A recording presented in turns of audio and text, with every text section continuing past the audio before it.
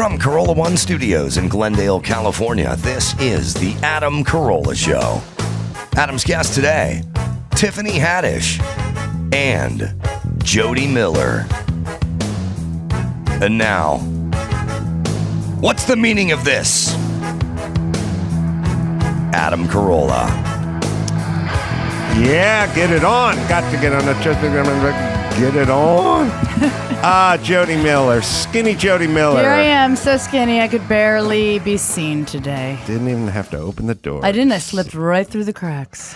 So Jodi's here, and Tiffany Haddish should be joining us in the second hour. I just spoke to her, so that's exciting because she has quite a story to tell. Yes, she does. And she's really funny, and she's super talented. Yeah. And but so is Jodi Miller. I really am. So a subject I want to get into with Jodi, and it's, I guess there are things in life that bug me, and they don't seem to bother other people, which is mostly everything I've now decided. But I still refuse to think that this is my problem. Okay. I think it's everyone else's problem for not being wildly bothered by lots of stuff. And one of the things that's always bothered me is people sort of transforming themselves into something else. And I don't know why it's always bothered me, but it's always bothered me. And it's to the point where I realize, like, I don't like tattoos, and I don't like that type aggressive. of transforming. Well, all kinds, but there's. What about from male to female?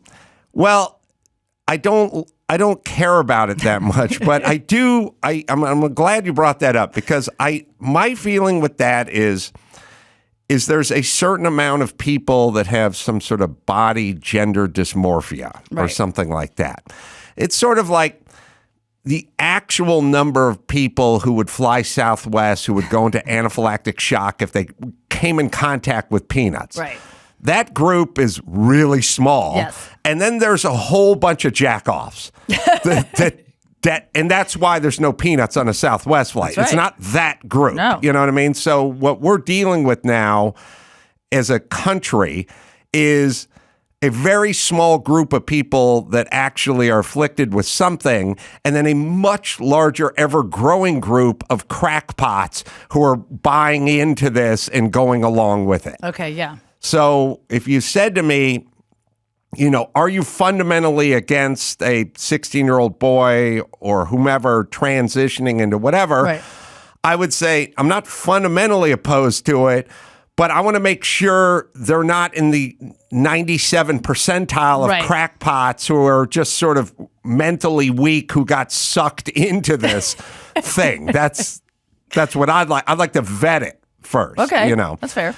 So when people try to get me to think a different way about them than who they are or who they were, it bothers me. Okay. So tattoos bother me. All tattoos bother you? All tattoos bother me except for the ones that people announce were for them and I can't see them, but then I actually hate those people as well. You hate them because they'd let you know. So let me know. So, okay, so it's all just all people with tattoos. So if you have a tattoo I do not have just a tattoo. for you, right, then that's yours. So then if I say to you, do you have tattoos? You should go, no. Just like if but you I had do, though. Well, no, I don't. But what if I did? I would say, I don't want to lie and be like, no, I don't have it. And then all of a sudden I reach for something and you see, Jodi be or brave. Mackenzie, be brave, live, Right. laugh, love. Yeah, something right. like that. Here's the thing. What if one of your children comes up to you when they're a little bit older and they said, I'm getting a tattoo. I really love the Infinity Grateful sign. Dead. The Grateful Dead. I really love them. They're going to be around forever. I would kill myself. I love the Infinity sign. It means a lot to me. This is what I want. I'm getting it. I love it. I'm getting it on the nape of my neck. That's where I'm doing it. I mean, now you just can't. If it's the Infinity car brand, and I love cars, and that's a Japanese make, and they're associated with Nissan. Then that would be for you. Then I'm that tattoo would Dawson actually guy, be for you. So for me, I could look the other way. If they wanted to get something that said Dodge or Mopar or Chevrolet. What if they did want to get something that symbolizes their love for you? Oh, like the Infinity brand. Yes, clearly. Yeah, I would still try to. First off, I would say to him, look, we may have some sort of horrible falling out at some point. And the reason will always be this. It might be 10 years from now. No, you may have a recovered memory from when you were 7 or something, and it may be discovered in therapy, and you may hate my guts. So now you're going to have this tattoo. Oh, you're saying it like that. Okay, so what about someone who's passed and they get someone that, someone loved, and they get their name or the date that they passed on them to, what do you think about that? If that loved one was an elderly, very elderly Holocaust survivor. Yes, what about those tattoos? And has the tattoo of the number the prison camp in, and you would like to remember Nana by getting the same set of numbers put on your forearm, I might sign off. With that. I may sign off. I'd review it. Okay, so it should be a case by case then. It's case by case. Okay, so this obviously, you hate people that obviously nose rings. What about people that color their hair? Purple. Has your daughter gone through that phase where she wants a little bit of purple, a little bit of pink? No, but I have given this some thought. Okay. And I do realize that women are held to a different standard, and they need to sort of keep up with the Joneses stylistically. So I don't really blame women nearly as much as those bad 80s pictures of them looking like, one of the chicks who's standing next to Spuds McKenzie in a Bud Light commercial with the big poofy hair and everything, because I understand that as a society, we have sort of foisted this on them. Well, this is good. This is actually good. You open this up to, so you're saying someone... And the last time we talked, you told me your hair was colored 3 or 4 different times in every decade. But never a crazy... Right. Never a crazy color. I was blonde, brunette, red, right. I didn't want to be standing judgment. No, but here's the thing.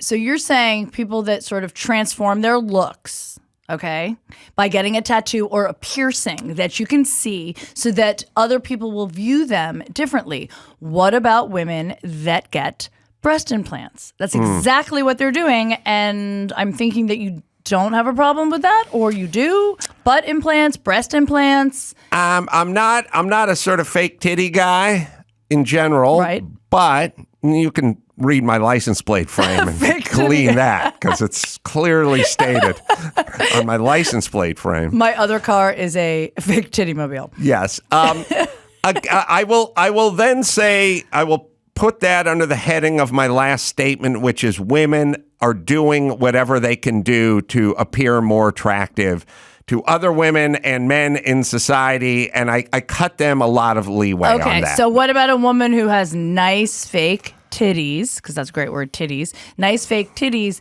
and also a tattoo?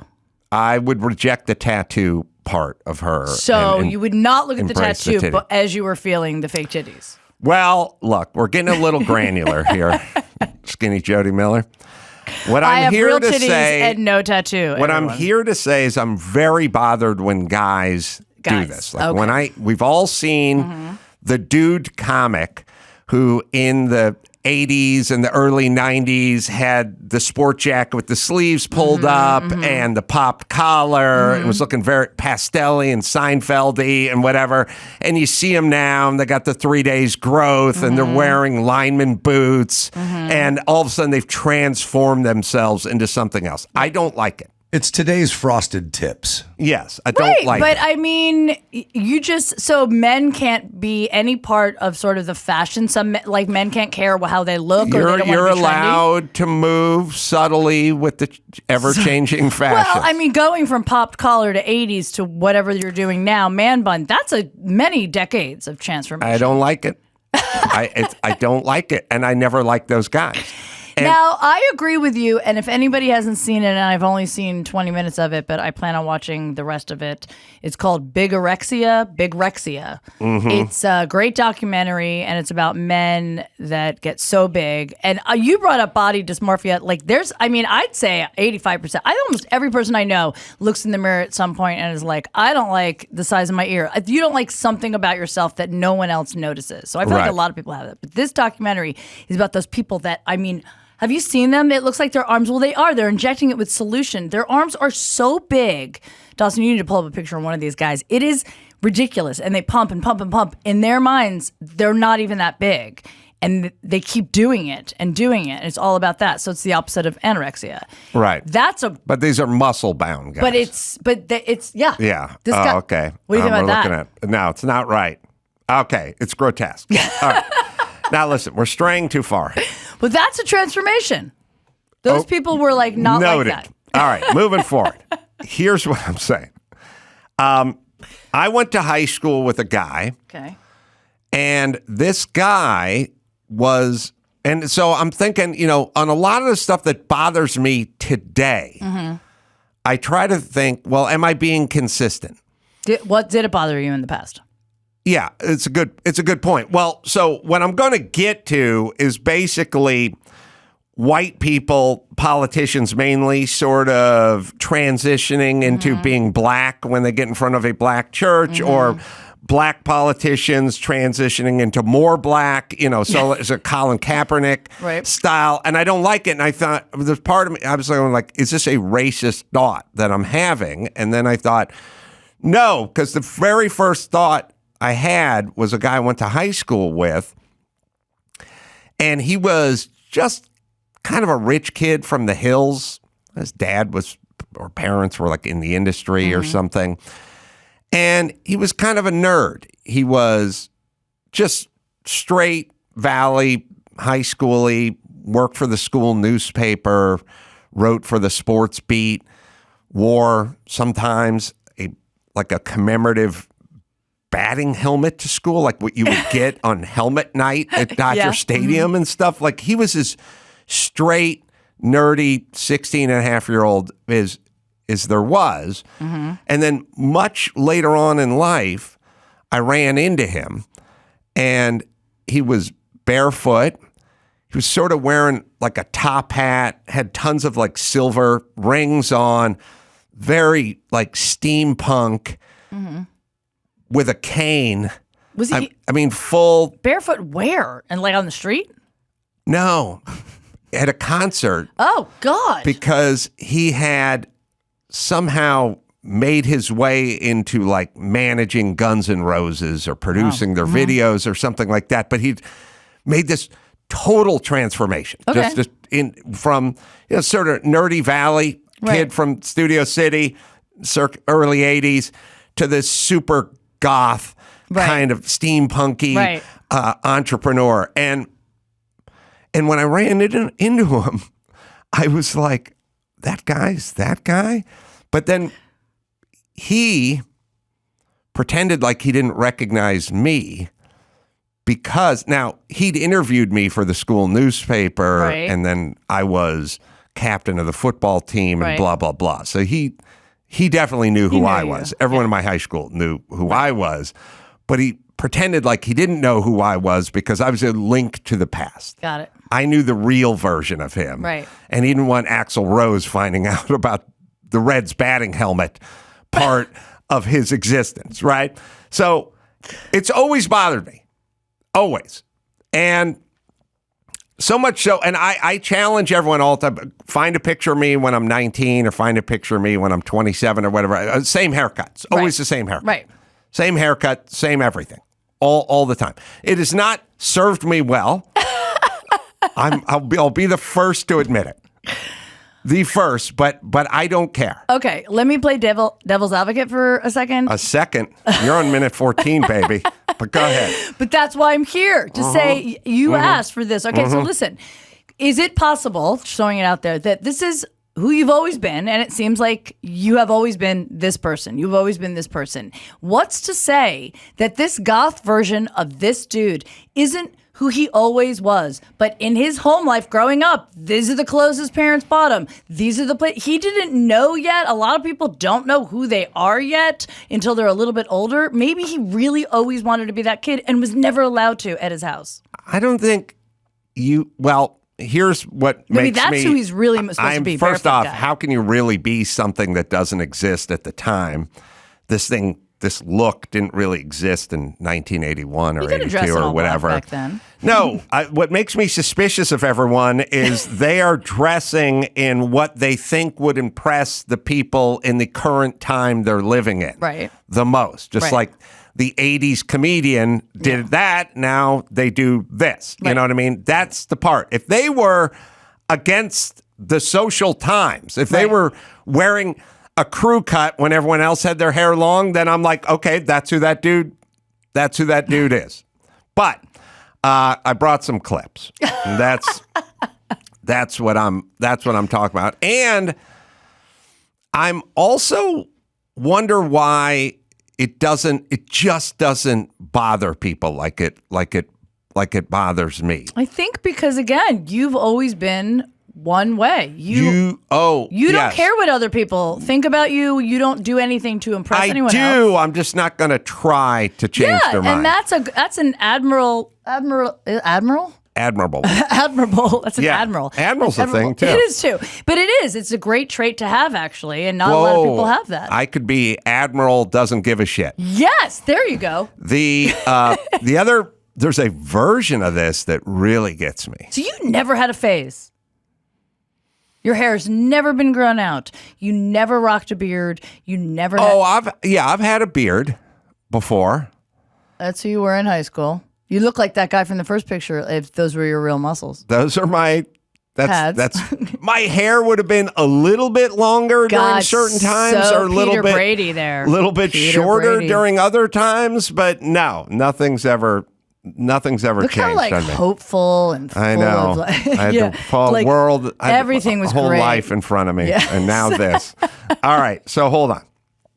I feel this way about nice people too. Okay, they're trying too hard. Like that. Now, there's some people that are nice. Like my lab Phil is nice. He's nice. He's just wired for nice. Right. And then there's the other people that act nice. but too nice, and they're hiding, Ellen type syndrome. Oh yeah, right. Absolutely. Okay, that's I don't like that either. That's you trying to get me to think a certain way about you that isn't really accurate. That's fair. That I can get on board with. I think the look, though, I think if it's your personality, that's one thing. I think you changing your looks, I think some people just want to fit in, or they actually like that style. I'll see a style, and I know, again, I'm jumping into that female category, but I'll see something and want to do it. I think having said that, no, actually, here's a great. When I was in my 20s, my best friends from college, I love them. We're still very, very close.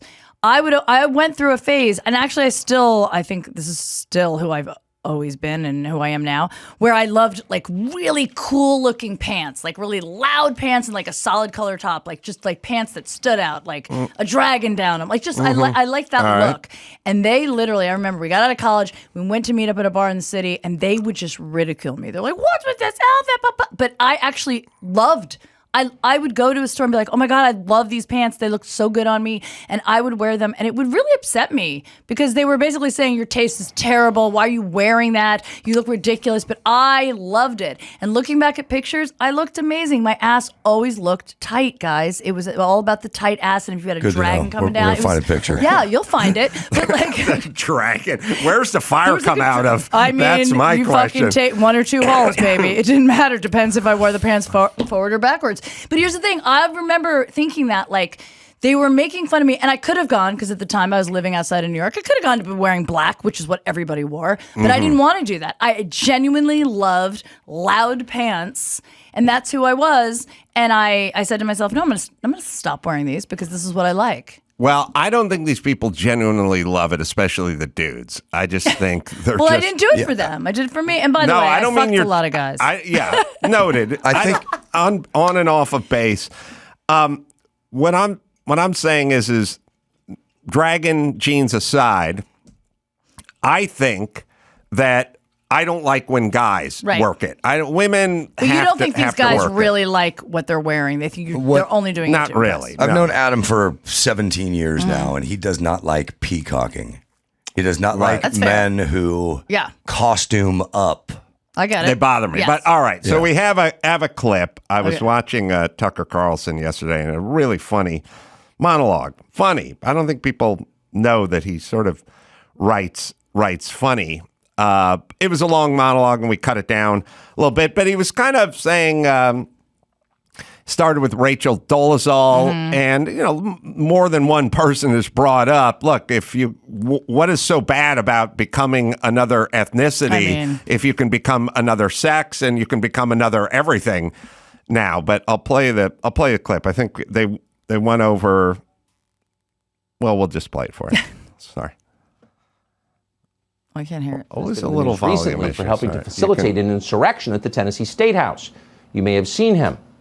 But you may not know what Justin Pearson was like before his transition.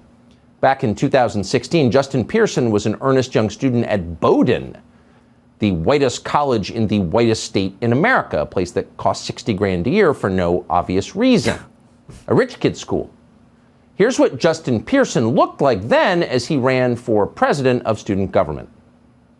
Yeah, I'm Justin J. Pearson, is the Tennessee and I'm running for guy. president of BSG. There are a few reasons that we're running this campaign this year.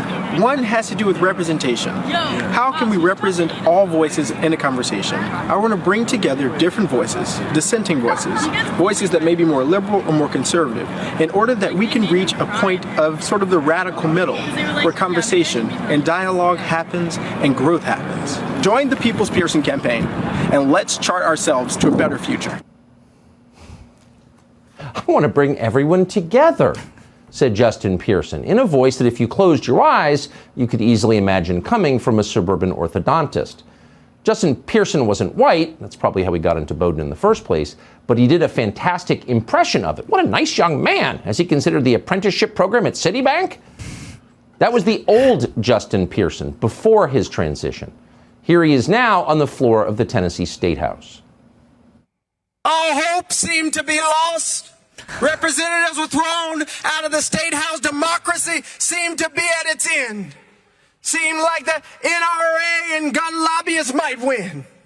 But that was good news for us. I don't know how long this Saturday in the state of Tennessee might last. But we have good news, folks. We've got good news that Sunday always comes. Justin Pearson has a dream that one day on the red hills of Georgia, everyone will do exactly what he wants or else face indictment by the Department of Justice. Justin Pearson has changed quite dramatically, as you can see. He transitioned from a crypto white kid into the modern incarnation of Martin Luther King Jr. himself. It's remarkable, really. I hate this fucking pandering to black people. It's insane. It's insane. That's amazing. That clip is amazing. All right, so he had almost a shaved head to a huge fro and a mustache and the Malcolm X glasses on, and then of course the voice changes. Yes. And all of it, and it's all just fucking pandering. And I'm never quite sure why the black community isn't insulted. Like, I've literally asked black people, when Joe Biden says these extra charges on airplanes or whatever, air carriers affect poor people and black people disproportionate. It's like, and black people? We work with Byron Allen. Well, wait a minute. We work for Byron Allen. Yes. Do you think when he flies commercial on the rare occasion, he flies commercial that the extra $41 that American Airlines is charging for knee room, like it's levied at him or affects him more greatly? Black people should be insanely insulted. And this is when black people do it. But when white politicians get into it, that's when it really gets insulting. Now, well, I'll play the next. What's the next clip we have? We have AOC and Obama. AOC is funny because she does two transformations. Sandy Cortez of Westchester recently pulled off a double transition. Not only did she change sexes, Al Sharpton identifies as a man, but races as well. Here she is unveiling her new self in front of Sharpton's own National Action Network. I'm proud to be a bartender. Ain't nothing wrong with that. There's nothing wrong with working retail, folding clothes for other people to buy. There is nothing wrong with preparing the food that your neighbors will eat. Oh, girl, go. There is nothing wrong with driving the buses that take your family to work. By the way, you can pause it for a second. Does anyone have a problem with people who work? No, I was a bartender for 14 years. Yeah, I worked my whole life. Yeah, I don't know why. Yeah, it's so weird. We're coming down on these people that do everything. What are you talking about? Are people doing that? And I don't know that? No, I don't know. But there's nothing wrong with it. That's what you're saying. Okay. Well, listen, we agree on that. Yes. On that much. So this is more AOC. Oh, girl, go home. There is nothing wrong with driving the buses that take your family to work. Ain't nothing wrong with that. In other words, yo, my brother, sup? That's not bad for a girl who grew up in an all-white suburb in leafy Westchester County as the daughter of the president of an architectural firm. But don't mention any of that. That's dead naming. These days, she'd like a gin and juice with salsa and frijoles because Sandy Cortez doesn't just transition once, she keeps transitioning.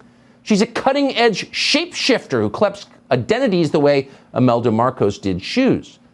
So she started life as a privileged white girl, then became a middle-aged black man engaged in the civil rights movement, and then in October, she transformed effortlessly into a Latinx cartoon character. Watch this.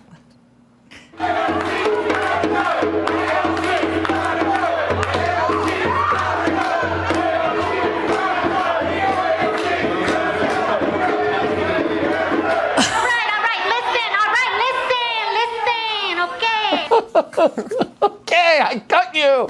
It's like a Rosie Perez. I know. You may call that fraudulent. She calls it transitioning. They don't talk like that in Westchester County. I don't know why this isn't utterly nauseating. I don't know why. To every human being on the planet. It's fucking grotesque when the group, Latin, black, whatever you are, right. If the politician starts doing this, don't vote for them. You know, it's like, I was thinking about this earlier. I was like, when you talk to a child, when you talk to like a 5-year-old, yeah. You immediately change. Yes. You don't say indubitably. Yes. Or admirable. I can't say that either. You go, do you want a cookie? Cookie. Yummy cookie. Yeah. That's what they're doing to adults, you fucking idiots. And some people need that spoon fed. Oh, my God. All right. Well, last but not least, we got Obama. Oh, he used to like, but now he just stokes kind of racial tensions, and it bothers the shit out of me, along with his fucking rich wife. But we'll play you this one. But she learned this from the very best. Barack Obama paved the way. Obama grew up with his white mother and white grandparents from Kansas in an apartment in Honolulu, a city that has approximately 0 black people. Then he moved to Indonesia, then California and New York. But at some point, Barack Obama decided he didn't want to be any of the things he actually was, so he transitioned. He became, because you can do this now, an African-American Baptist pastor from Chicago with deep roots in Mississippi. Here's Barack Obama post-transition in December. If John Lewis, even in his 70s, wasn't tired, I got no excuses. I can't be tired. If the men and women who had to endure the sting of discrimination, the smack of billy clubs, weren't tired. If the folks who had to fight those early fights, those were the tough fights for union rights and voting rights and gay rights and women's rights. If they didn't get tired, you can't be tired. Barack Obama is sick and tired of being sick and tired. It was the smack of the billy clubs in Honolulu that did it. It was the fire hoses and snarling German shepherds at Harvard Law School. At some point, Obama crossed the Edmund Pettus Bridge of his mind and transitioned into Ralph Abernathy, except an atheist and much thinner. I don't know. Again, why aren't more people bothered by this shit? They should be, especially because so many comedians do great impressions of what he used to sound like, and now they have to rework their act. They can't do. They'll be like, "Who's that guy now?" They don't know. Also, what's interesting is these are our politicians that are running our country, and yet so many Hollywood celebrities like Madonna go to England for a year and come back with a British accent. And and Johnny Depp, they just all of a sudden are British, and we're like, okay, that's who they are now, and it's okay. But like everybody else nobody seems to care. Yeah, Johnny Depp may be at the top of my list because he's got too much jewelry and too many scarves. Oh, yes, absolutely. Too much going on there. But I think I don't know what's happening. He's got different accents depending on who he's talking to. He's got so many piercings. He's got like makeup on it's weird. You know what I would love? I don't know how I would pull this off, but I would love to give a speech in front of a crowd like that, know, and change. I would start like I'd be like, I've been to the mountaintop, I've been to the mountain. And everyone would be like cheering and stuff. And then at some point I'd start talking about marching arm in arm and fighting the power and, talking about the little babies of the future and stuff. But then I'd start weaving in slightly more insulting things. Like, I've been to the mountain, and if you people who all come out this rally, I'm going to fight. I'm going to fight for people who weren't gainfully employed and could come to a rally at 1 p.m. on a goddamn weekday and stand around for hours and cheer. Cheer, even though they owed the IRS money and child support. The idea that they either left work or didn't have work and were able to attend a rally and cheer on people like, and they'd be like, yeah. Oh, God, they'd be cheering. No, I don't think they would stop at all. I think maybe one person would get, I think you'd get away with it. I think it depends how you're talking to them. You're building them up. You could throw a lot of that stuff in there, and they would total all that smoke and mirrors. They'd be like, yeah. They wouldn't even realize what they were cheering for. Well, then I may try it. All right, we got Tiffany Haddish should be here soon, and then we'll do some news. Dawson, you're going to do some news, right? Yeah, got some good stories. Do some news with Dawson and skinny Jodi Miller, and we'll do all that right after this. Well, good news, boxing fans. We got a dream matchup for you, and it's set. 2 of boxing's biggest names. Knockout artist Gervonta Tank Davis takes on the electrifying phenom King Ryan Garcia in a very highly anticipated mega fight. It's East Coast versus West Coast, power versus speed. These guys are undefeated, and now they're going to clash. Someone's O is going to have to go. Both these guys are aggressive, they're dynamic, and they have great, colorful personalities. And whoever wins this is going to be the new face of boxing. Will the power of Tank keep rolling, or will the speed of the King reign supreme? Don't miss the boxing event of the year. That's Davis versus Garcia live on pay-per-view this Saturday, April 22nd. You can go to SHO.com/PPV. That's SHO.com/PPV to order now. It's time to check Adam's voicemail. Hey, Adam, driving question. So when you're going down a street 5-10 miles an hour, and you're looking for a turn, take the turn without a signal, and then someone's behind you and they honk. Is this a result of people relying on the signal as opposed to looking at what the car's doing? Because I believe in signaling, but if you're going so slow and you're taking a turn and then you don't signal and people honk, am I wrong or what's going on here? All right, thank you. You can leave us a message at 888-634-1744. I don't know what's going on there. Use your fucking signals, everyone. Just do it. Just please do it. I use the shit out of my signals, It's fine. I switch lanes all the time on the freeway. I start signaling because I want people to know what it is I'm planning on doing. I don't understand people who don't. It's like the first thing you learn. Why do you all of a sudden be like, I'm not going to use it. I'm just not going to use the signal. Back when I was in high school, one of the pretty girls said that she found it sexy when guys use their turn signals. Oh, well, there you go. That got me. Yeah, it's hot. That's how I met my first girlfriend. She was behind turning me. left? Fuck. Oh, God. Yeah. What year's that? A Zuzu Trooper? Jesus Christ, that clicking sound. Is that a cloth interior? You're making me so hot. So Mike August does not signal. I've asked him about it, and he says he doesn't like people knowing what he's doing. What? And I'm While like, driving? I'm like, yeah, when I'm beating off in the shower, fine. But when driving, better to let them know what you're doing. And then he makes me nervous because he's always driving, and he'll start switching lanes on the freeway. And I'm like, I don't know if the person who's in your blind spot knows what you're doing. Yeah. Keep them guessing. That's is right. Not a road motto. All right. What do you got, Dawson? Got some news? Yeah, well, let's start here. Matthew McConaughey has recently said that he and Woody Harrelson might be brothers. If there was ever a bullshit PR campaign yes, you've ever heard in your life. He did say, now they have a bromance. I love that word. They've kind of dug on each other since they worked together in True Detective. Since they slept together, yes. They are both the most comfortable in their own skin human beings ever. And that's what their attraction is. Yeah. Right. People don't know why we're attracted to people. Yeah.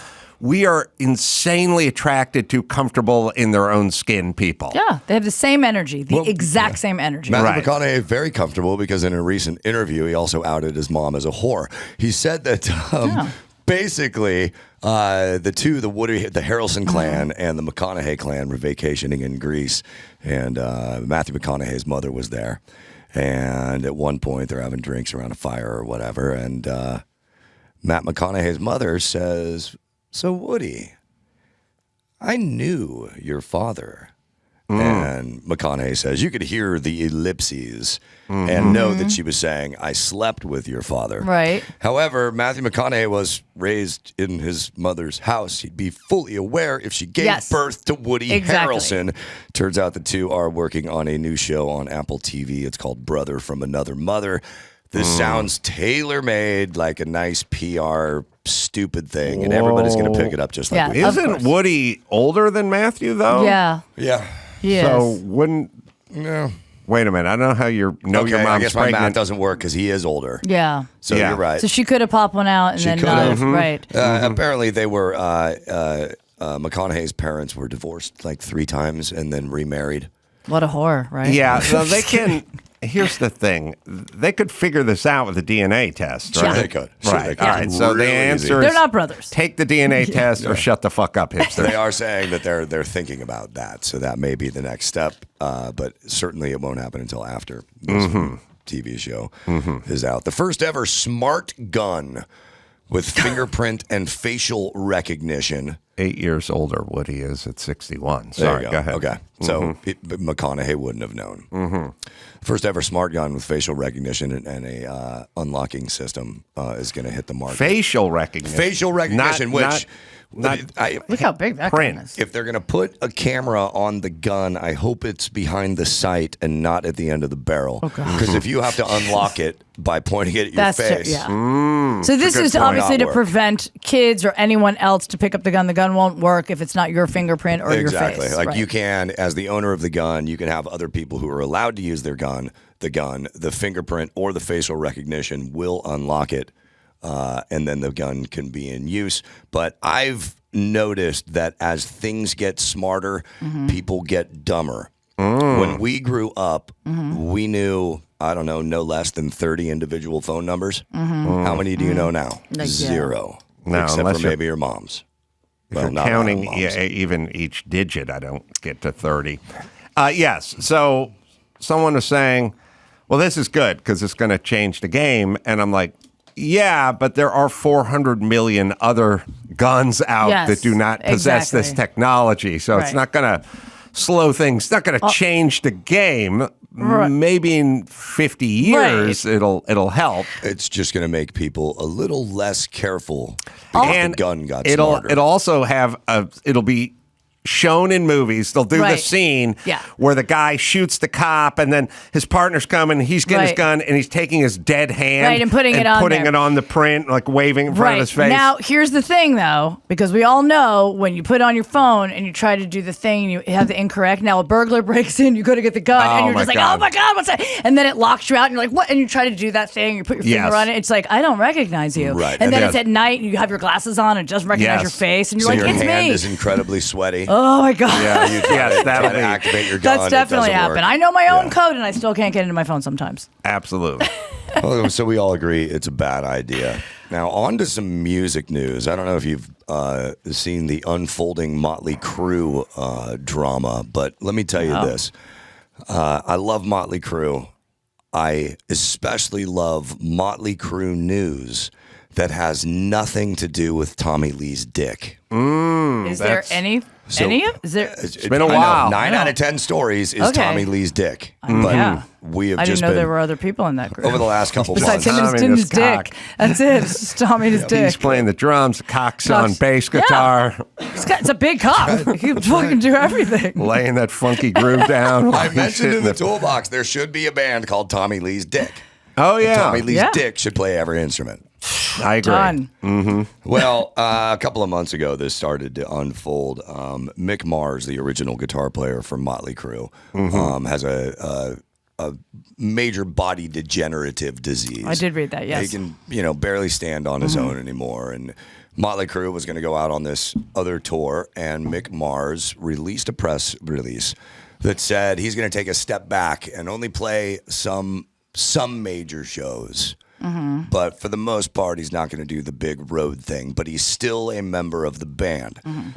2 days later, Mötley Crüe releases a press release saying that we loved working with Mick. He was a great member of this band. He's no longer in the band. Our new guitarist is this guy named John Five. Wow. Mick Mars gets pissed.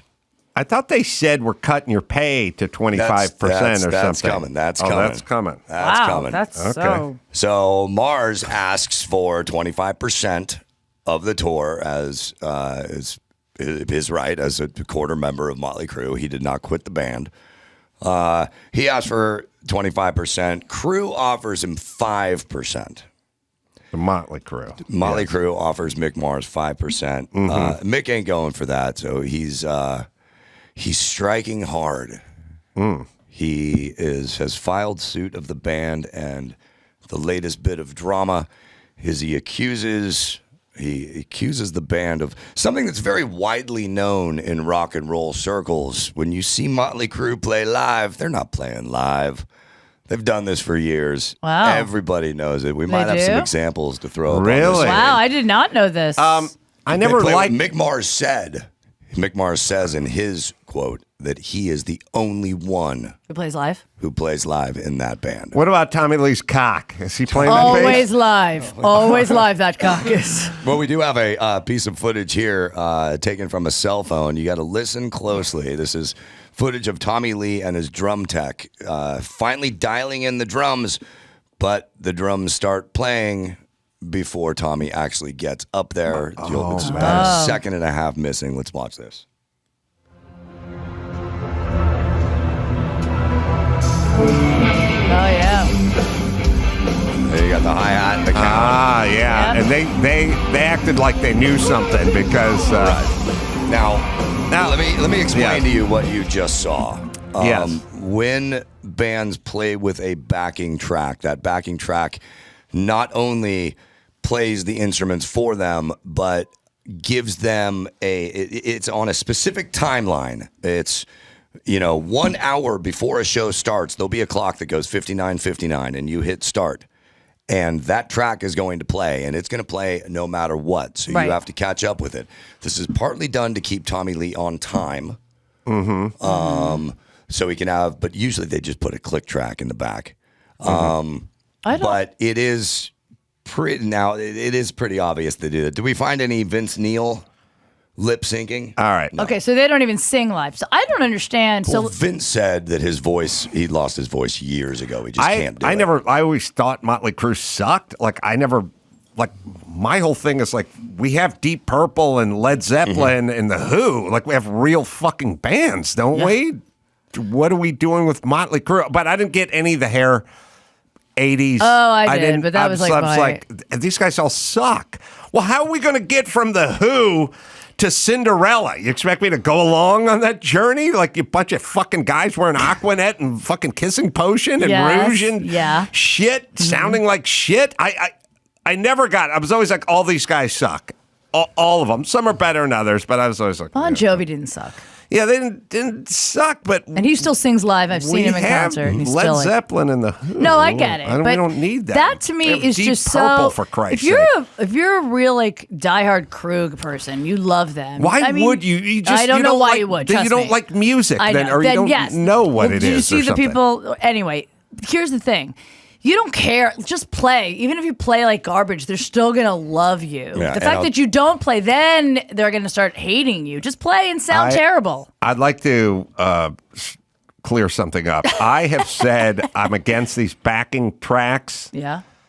But I would be for them if I ever have to see that fucking band Fish again. Oh, gross. Because let's keep these songs to 3.5. Could we, bro? Yeah. Oh, my God. You fucking going on some psilocybin fucking jam to them, for 14 minutes. Well, everybody listening to it is also shrooming, so they're... I went and got a beer, took a piss, and came back, and you guys are on the same fucking song? Same song. And I don't know what the fuck it is?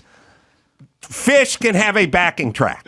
And they won't. They're the only band that will not. But every other band that plays an arena or a stadium show, there is a 99% chance that they are using backing tracks. It's band, not performer. Like, I just watched Yeah. Stevie Nicks and Billy Joel, and they were amazing, and it was clear that they were, singing and playing. But let me ask you a question. So when you've got the backing track, so he's on the drums, and he's hitting the drums. Oh, yeah. Is it any sound coming from the drums or no? He's playing with himself. So he's playing with himself. He is playing along. And what about the guitar players, though? Are they playing with themselves or no? Somehow the internet has been scrubbed of wonderful video. Mick I saw one 2 weeks ago of Vince Neil singing "Girls, Girls, Girls," right? Or "Looks That Kill," and puts the mic to the audience, and you can clearly hear Vince singing. Yeah, so he's not singing. So he's not singing. But what about the people playing the Mick guitars? Mars is going after the entire band. All right. Well, let's just break it down. First things first. If you, Mick Mars, if you are not able to perform, then we're going to have to cut some salary here. Right. But if you're a founding member of the band and there's intellectual property and people are going to see the band that you helped name back in 1984, then that has some value. That does. So you get 25% if you show up and fulfill your bodily duties on stage. Okay. That's the highest you're going to get. Now, how many gigs are you going to miss? What's the intellectual property part of this worth? And let's just find some number. I mean, I think reasonable people can say if you're going to miss 62% of the gigs, then we're going to have to cut. But he should get some money, and he's dying. So we're going to have to cut into this, right? And then 5% is not enough for the intellectual property. Agreed. So somewhere between 25 and 5, and let's see what we can arrive at. I agree with that. I think there could have been, but they're acting like a bunch of high school girls. Well, and what's worse is that Tommy Lee's dick gets, 35%. Top billing That's always. Like it's 35 if I told you once, to I the told you dick. 1,000 times. It's Tommy Lee's dick first, then puppet show. That's right. All right, what else we got? We might have John found 5, by the way. Oh, is this We have found the clip. Yeah, go ahead. Oh.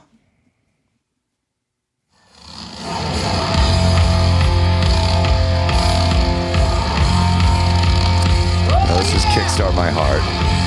That's not Girls, Girls, Girls? They sound exactly the same. Yeah, they do. This is Girls, Girls, Girls. It is Girls, Girl. Okay. But They you're a both big start with the Crüe fan. motorcycle thing. From this angle, Vince Neil just looks like an overweight, middle-aged mom in like. Well, Doesn't it just look like a mom going to Walmart?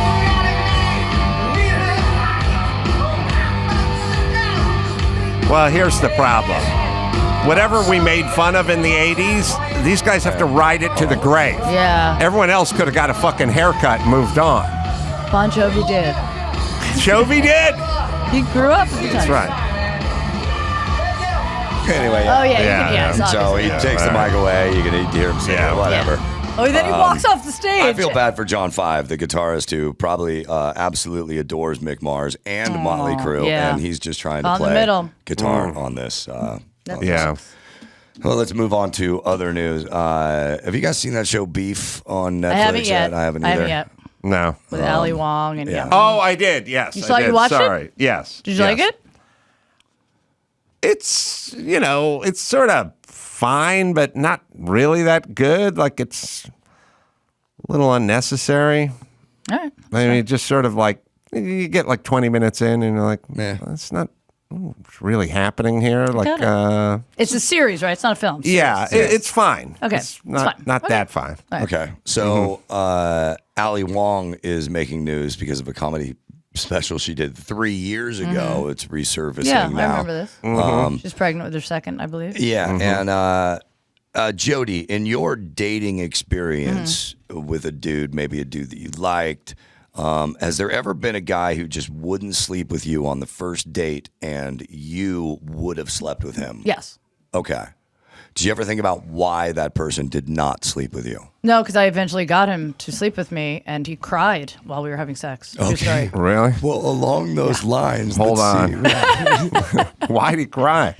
Because I swear to God, he said, I didn't want to fuck you tonight. And he was like, and you're making me fuck you. And I was like, this is terrible. Stop. This is a terrible, bedroom talk. Oh my God. And then he literally, after he came, he cried. I'm not kidding you. I'm not kidding you.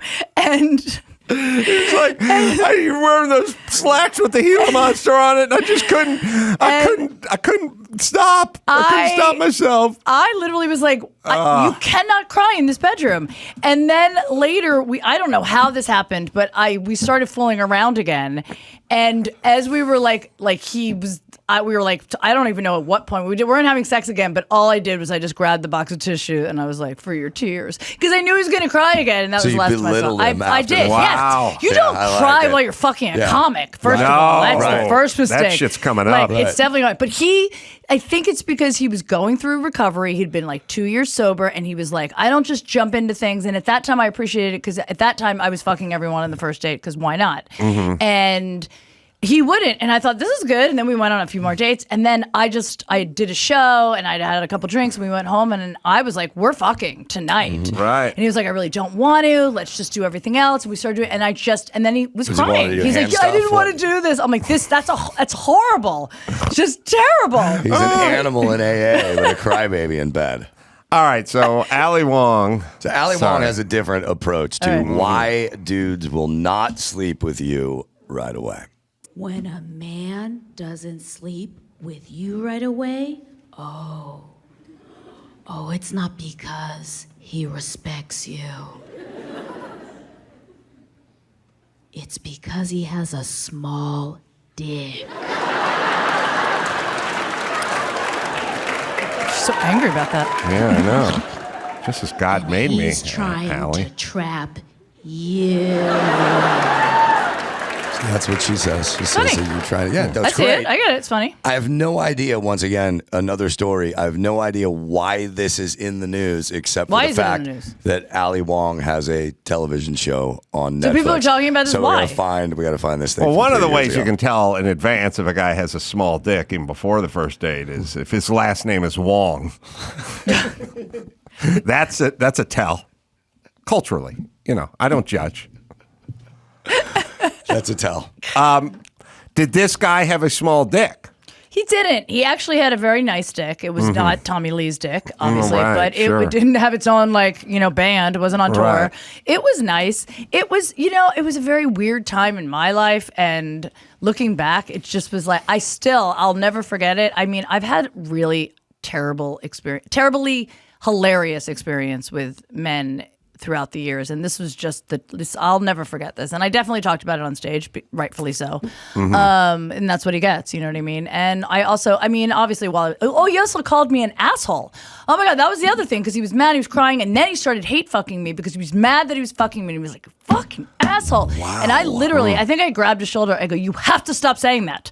He was saying it out loud. Yes, during out loud. sex. I wasn't reading his mind. I mean, I can do that too, but he was saying that. I don't know where this dude is now, but he's crying somewhere. All right. Let me ask this, though, as a female comedian, where do you draw the line between, like, what you can say on stage about partners who may be privy to the information? Like, I was sitting at a comedy club recently, and it was all the comics are kind of sitting in the bullpen back there. Right. And one of the female comedians was like, I got to talk about my girlfriend. I guess she was lesbian, and she doesn't want me talking about her. She doesn't like it, but she's a squirter, and I got to get into this. And like all the comedians in the room were like, then you can't be with her if you can't talk about it. I'm like, it's one thing to call your stepdad cheap, right? You know, but squirter. I mean, we're crossing into some very intimate zone here. It is, and I agree. There's many things you should be on the table. Yes, but everyone was appalled in the room that she wasn't allowed to talk about her girlfriend squirting, and I was kind of the voice of old man Carolla going, tell a knock-knock joke. I mean, here's the thing. If her girlfriend was like, go ahead, I don't care, I'm very open with that stuff, then okay. If her girlfriend specifically, and this is someone that she's really, you know, I wouldn't do it if who I was with was uncomfortable with it. Now, this guy fucked me, called me an asshole, and cried, and then we didn't see each other again. Open game, right? Oh, open, yeah. Yes, On totally. the table. My ex-boyfriend also got blackout drunk and pissed in my closet. Also, after we ended, open game, like talk about it all day long. If I'm dating someone and something happens and he's not comfortable with me talking about it, although I don't normally automatically go to, I can't wait to talk about it. There's a lot of things I do, but normally I'm just like, you know. But if he was like, no, I don't want to, and I really like this person and respect, I'd be like, okay, great, I'm not going to talk about it. I have tons of other shit to talk about.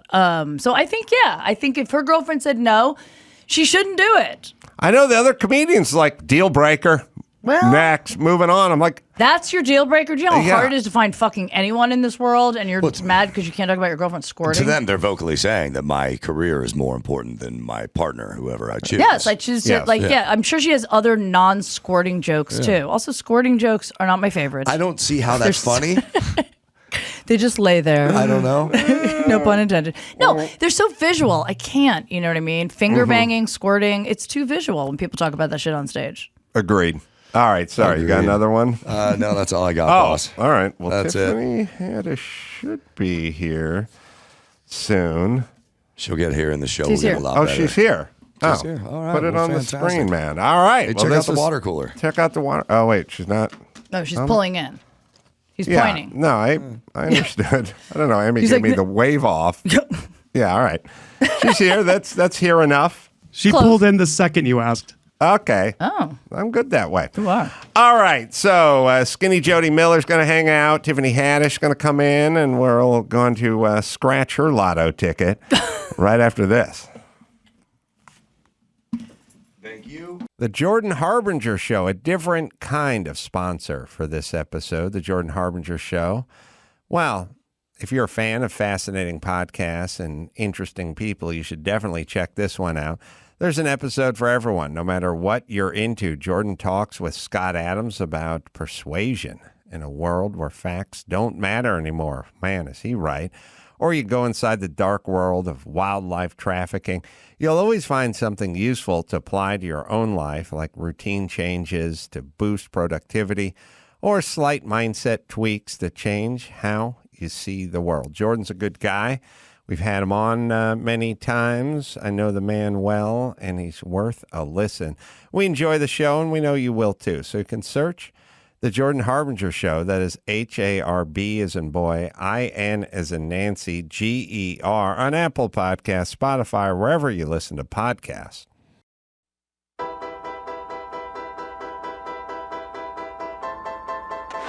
So My homegirl's like, we should go to the gym. Let's go to the gym. Like, your body used to be banging. You was a track star. You used to run cross country. You used to do all these things. Get that body back. Get back in the gym, Tiffany. Get back in the gym.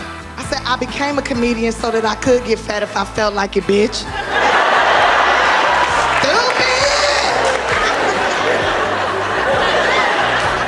And yes, I'm drinking out of a plastic straw. Because I'm a motherfucking rebel. I know it's illegal.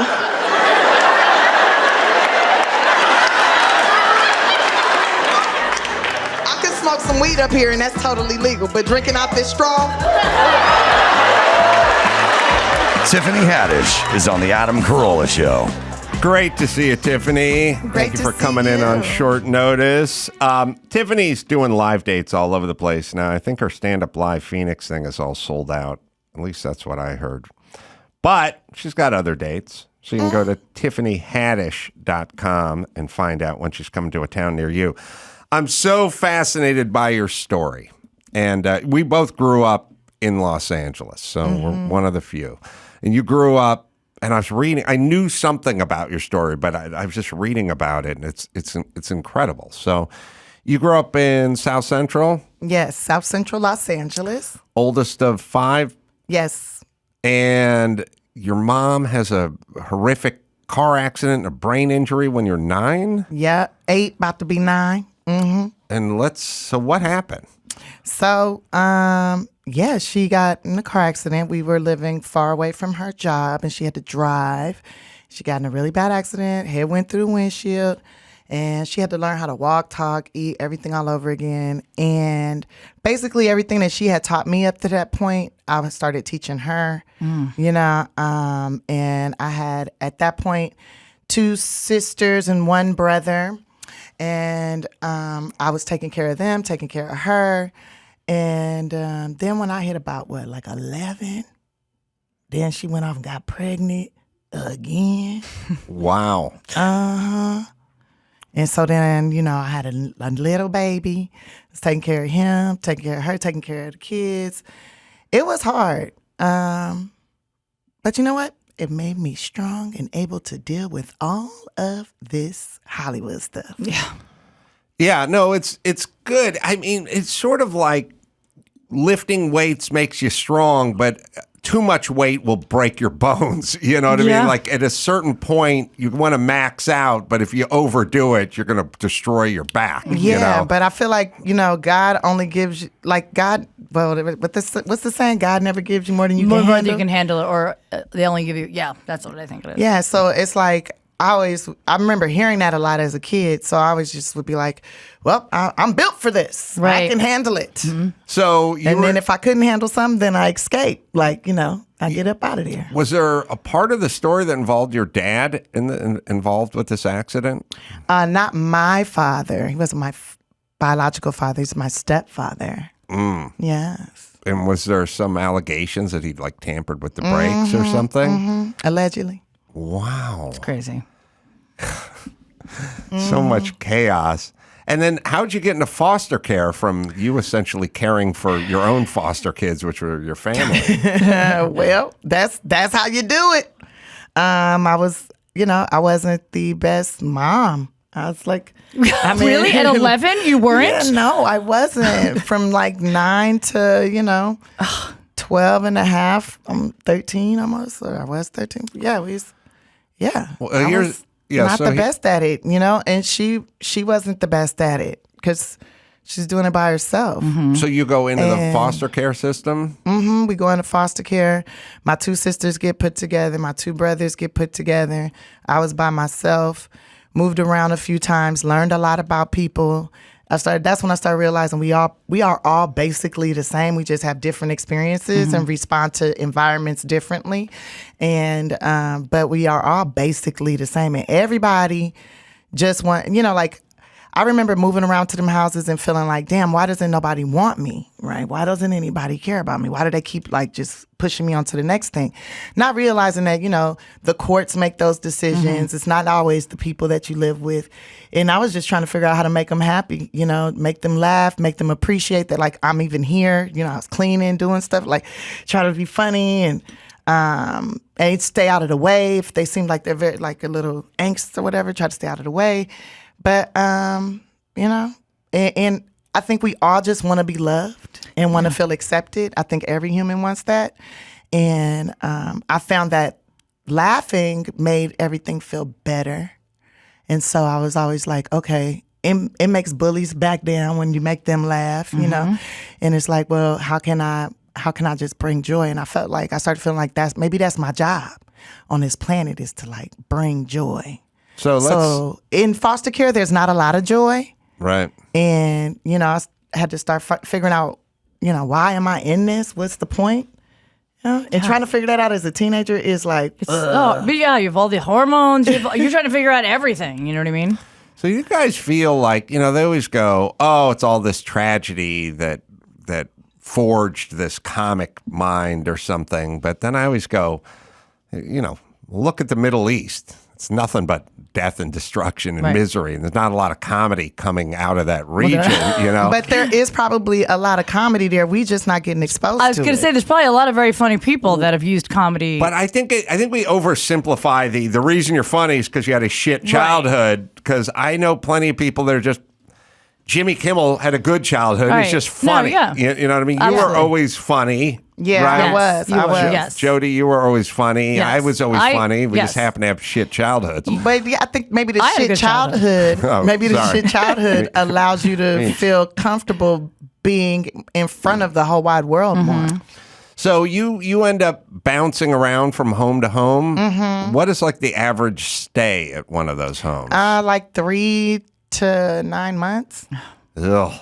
And then it's for just, me. That was for me. I don't know. Somebody else, it might be a little different. Off to another family. Yeah. But you end up with my grandma. Oh, you end up with your grandma. Yeah. And you go to high school at El Camino. Yeah, I went to El Camino Real. I got bused. I was in that Choices program. That's like a deep valley high school. I went to Hale Middle School too. Where's that? That's in Woodland Hills as well. Oh, because I went to North Hollywood High. We play El Camino and football. And we would whoop your ass every El Camino. time. We used to whoop y'all ass. El Camino. In the 1900s, y'all was getting y'all ass whooped. Yeah. Well, you never got to play at the Coliseum. Yeah. El Camino. But Van Nuys and Canoga Park, everyone would whoop our ass back then. Paul Abdul went to Van Nuys. Oh, by there the you way, go. A little piece of trivia. You know, you got to find a picture of like the 1981 or 1982 North Hollywood High yearbook, just the cover of it, because Are you on it? Are you on the cover? No, I played football. El Camino would kick the shit out of us, and I hated El Camino because it always beat the crap out of us. Shit out of you, that cute kid with the. I was angry. Our yearbook was called the El Camino. And I was like, why are we naming our goddamn yearbook after the school that beats the shit out of us up the road? And they was like, because that's what it's called. And I'm like, terrible. That's a horrible name for a yearbook. It was called the El Camino. And I even at 18, 17, I took great umbrage with it. I was insulted. I was like, I got to go out there and get my ass kicked by El Camino. And then open your yearbook. And then I got stare. I'm having like see your awkward high school photo and be like, El Camino sounds like strikes somebody again. Lost a bet. Yeah, somebody lost a bet. On that. Oh my God. It's here. Oh my God. 1981. And it is called El Camino. Why? What does Oh El my Camino God. even mean? Like the mountains or something? What does El Camino mean? Isn't it the celebration or something?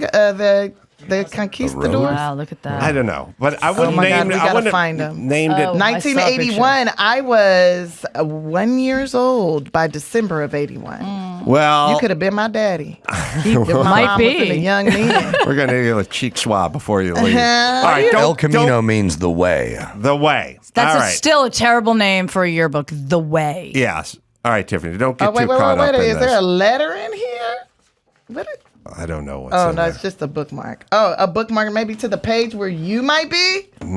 What page does that say? Pull up that football picture I again. wasn't a senior. Oh, you I weren't. was Pull up the picture I was of her a junior football. in 81. No. Let's not.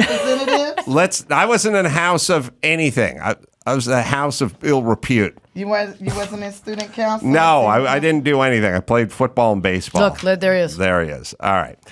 Hilarious. Let's not get too caught You're up in me. definitely not my dad. No. Now, we'll continue on our journey. You end up with your grandma. Yes. Why don't you go with your grandma immediately instead of into foster care? Well, they wanted her to have some parenting classes, and they were doing background checks and stuff, and then like her work schedule, and then having somebody that could babysit when we were like. So it took a while to work grandma out. Yeah. And comedy started early for you, right? I started doing stand-up at 15, 16 years old. And what led you to that?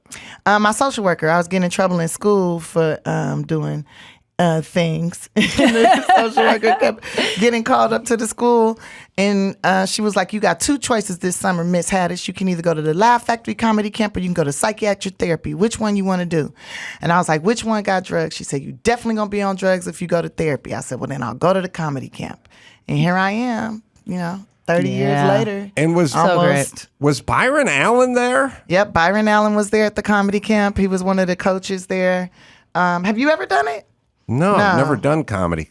No, you never did a comedy camp. It doesn't pay, but no, it doesn't. It's volunteering. I was a Catholic Big Brother, so I've done things for the community. Okay, fantastic. Except for I got a redheaded kid. I taught kids, though. I taught kids in middle school and high school, and it's amazing. And especially middle school students were my favorite. I did Urban Village. They asked comedians and writers and actors to come down, and these were middle school students. And I realized that's the age you really want to help them, because it's when they start feeling insecure about what they consider to be their insecurities. Right. They start going through puberty. So exactly what you said. I would help the short kid. I was like, look, if you could come back with a joke about being short that's funnier than anyone else, you take that power back. Right. And you're standing fucking 6 feet tall. And I watched these middle school students just blossom. And you know what I mean? So it was such a great experience. I feel like all kids should take a comedy class. They really should, because it helps with your confidence, your communication skills, being able to make eye contact with people. Even if you don't make eye contact, still being able to connect in a way. Because there was a lot of kids, I remember there was a lot of kids with some emotional problems, and they would be up there trying to tell a funny story. What they thought was funny was really kind of inappropriate. I mean, even I had stories that I thought was going to be like, this is going to be so funny. And I'm basically describing being child abused. But, and I'm thinking it's going to be hilarious. And people are like, Were you abused, or was it just, were you? Oh, I used to get beat, baby. Oh, really? I used to get whooped on. By mom or grandma? By my mom. Because she was having a problem with her words. When you get a brain injury like that, like she was like a linguist. She had like the most excellent vocabulary before the accident. Then afterwards, it'd be hard for her to express herself. She can't find her words, and then it'd just be like, bah! You just get punched. So I could take a punch. Is she still alive?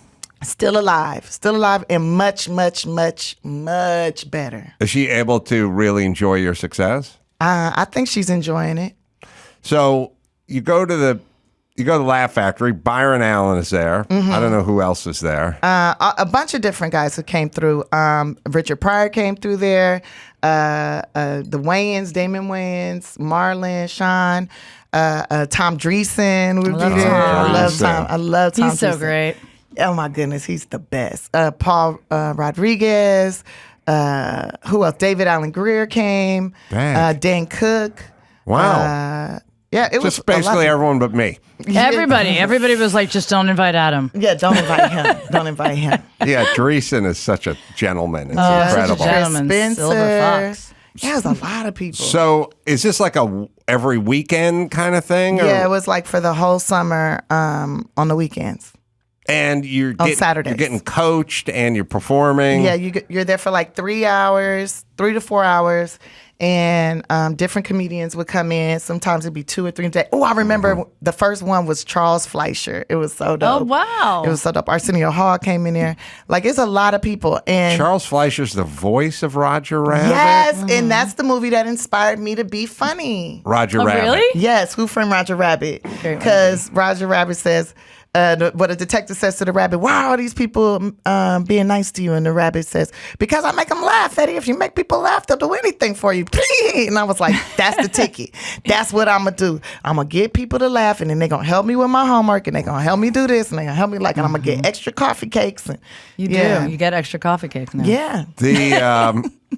Yeah, at the snack shack at the high school. Yeah. Wait, did you ever eat lunch at school? You went to the LA Unified School District, right? I had the ticket. You got the ticket? I got the breakfast ticket and the had a lunch ticket? ticket. So did you have the coffee cake? Yeah, the coffee cake. Well, so what I had was no money.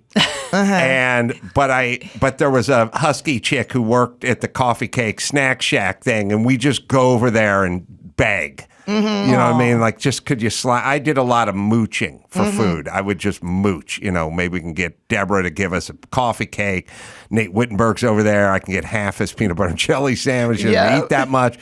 Like, first thing you suss out is the kids that don't eat a lot. Right, that don't eat their whole lunch. Because if you sat next to my fucking animal friends, there's no scraps. It's an attack. It's an all-out fist fight for stuff. But there is a group of skinny kids whose parents overpack, who love them too much, and if you hang out with them, you can catch some scraps. You get a bag of chips or something. There's always something, a little something. I used to try to come up on them coffee cakes, though. Yeah, they were good. Yeah, and I did come up on them. I would be like, I'll do a dance for you if you let me have your coffee cake.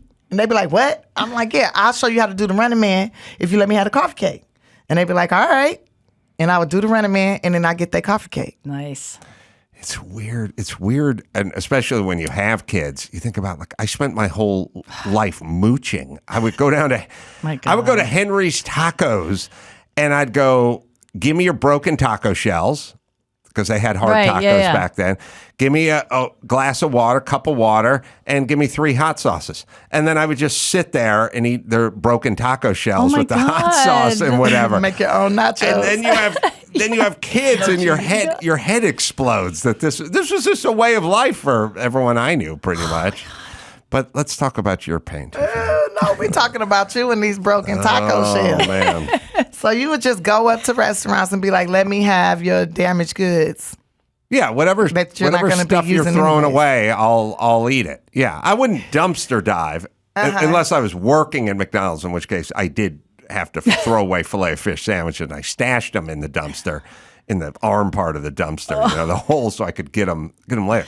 I was hungry, man. I like to eat when I was a kid. Yeah. Yeah, I like to eat now. So you ate dumpster filet of fish sandwich. Yeah, that's the worst thing to store for later. You don't take a fish and store it for later. Tartar sauce will turn, ladies. Oh, the fish will turn. Yeah, but it's McDonald's fish, so it got like 2 months on it. It's got a good shelf life. So you realize you want to do comedy after the comedy camp. Yeah, well, I wanted to do comedy, but then at the same time I wanted to make a living, and I was only getting paid like, $25, $20 maybe. And do you remember that? Was it San Manuel? That was a casino. San Manuel Casino. So she would do it every Tuesday. It was a Tuesday night or something, and you convinced me. And Jamie was like, "It was a Wednesday night." It was a Wednesday. I went down there, and I'll never forget. I walked in there, and you were like, "Listen to me."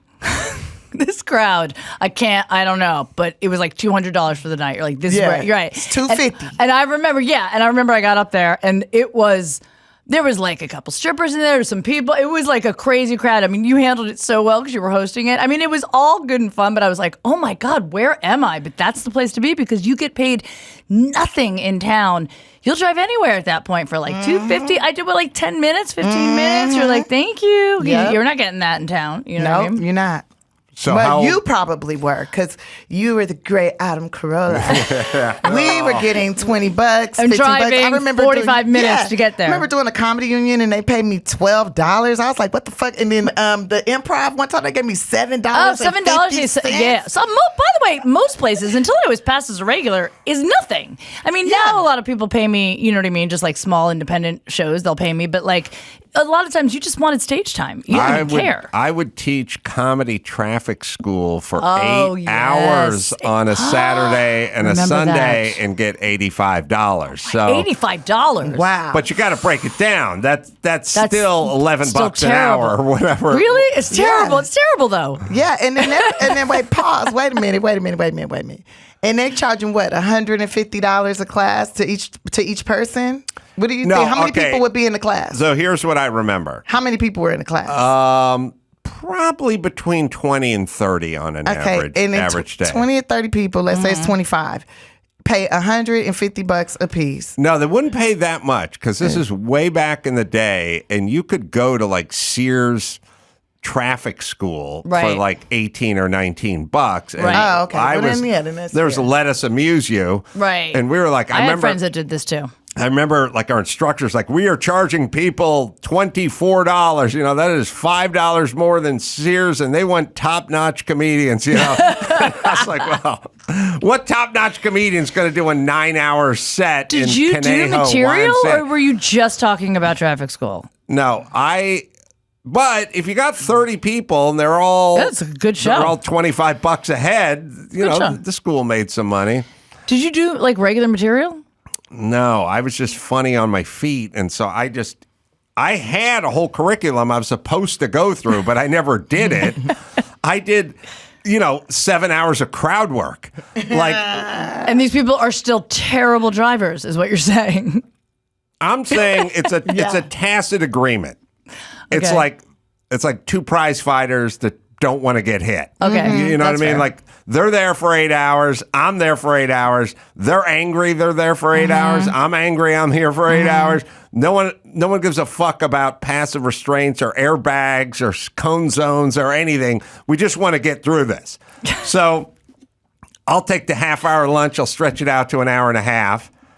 Maybe we'll have a beer or something, and we'll see if we can get through this with doing the least amount of learning possible. Okay. No 48-year-old guy has to go to traffic school and wants to learn about the rules of the road. They know what they did. They rolled through a 4-way stop sign.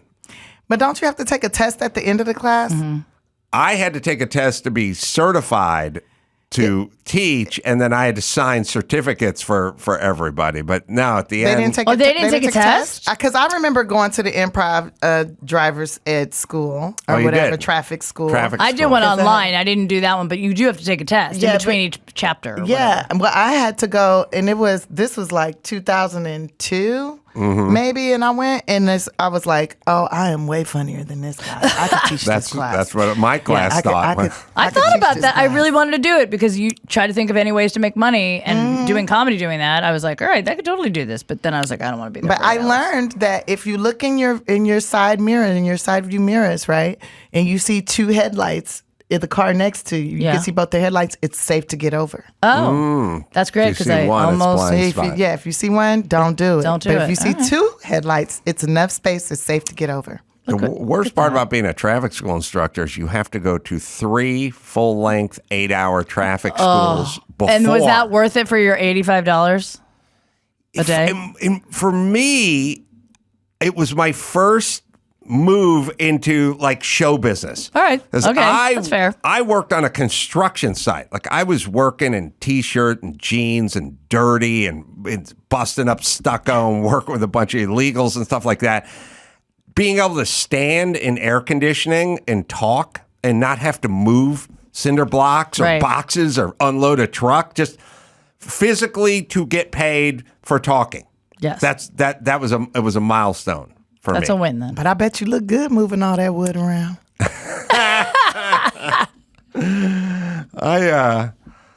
I got a picture of me in my construction days. Yeah. I want to see it. There's a picture of me with your construction belt on and a hard hat. I got my belt. I got a level. By my the way, hand. I'm glad that you went on to other things because looking at your captain of the football team and then you're like, I was a construction worker. That is the natural progression of most captains of the football team. Yes. Is to leave high school and just become a construction worker for the rest of their lives. Yes. And you chose not to, so yes. that's good on you. Thanks.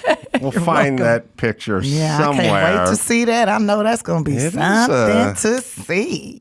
You got it, Ben? Or you're looking for it? I'm looking. All right. So you're doing stand-up at 17, 16, 17. When do you first get paid to do stand-up?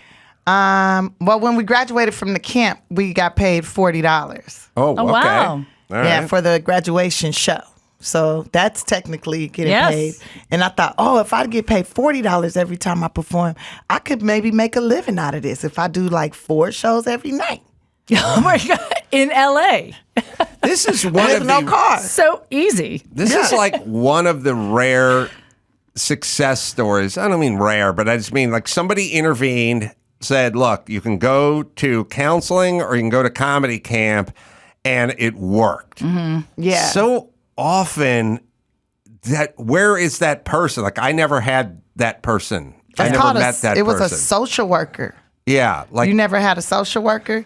That's probably a good thing. Yeah, no, I'm glad I didn't have a social worker. I had like someone in high school that was a counselor but didn't counsel. Right. You know what I'm saying? Yeah, my counselor didn't counsel either. Are you still close with the social worker? Do you keep in contact? I know I can get in contact with her, yes. I mean, I know the people in my life that changed the course of my life without even realizing they did. That guy, my ex-boyfriend who pissed in my closet, he changed my life twice. That's right. Not just pissing in my closet, but he did. He actually got me into stand-up.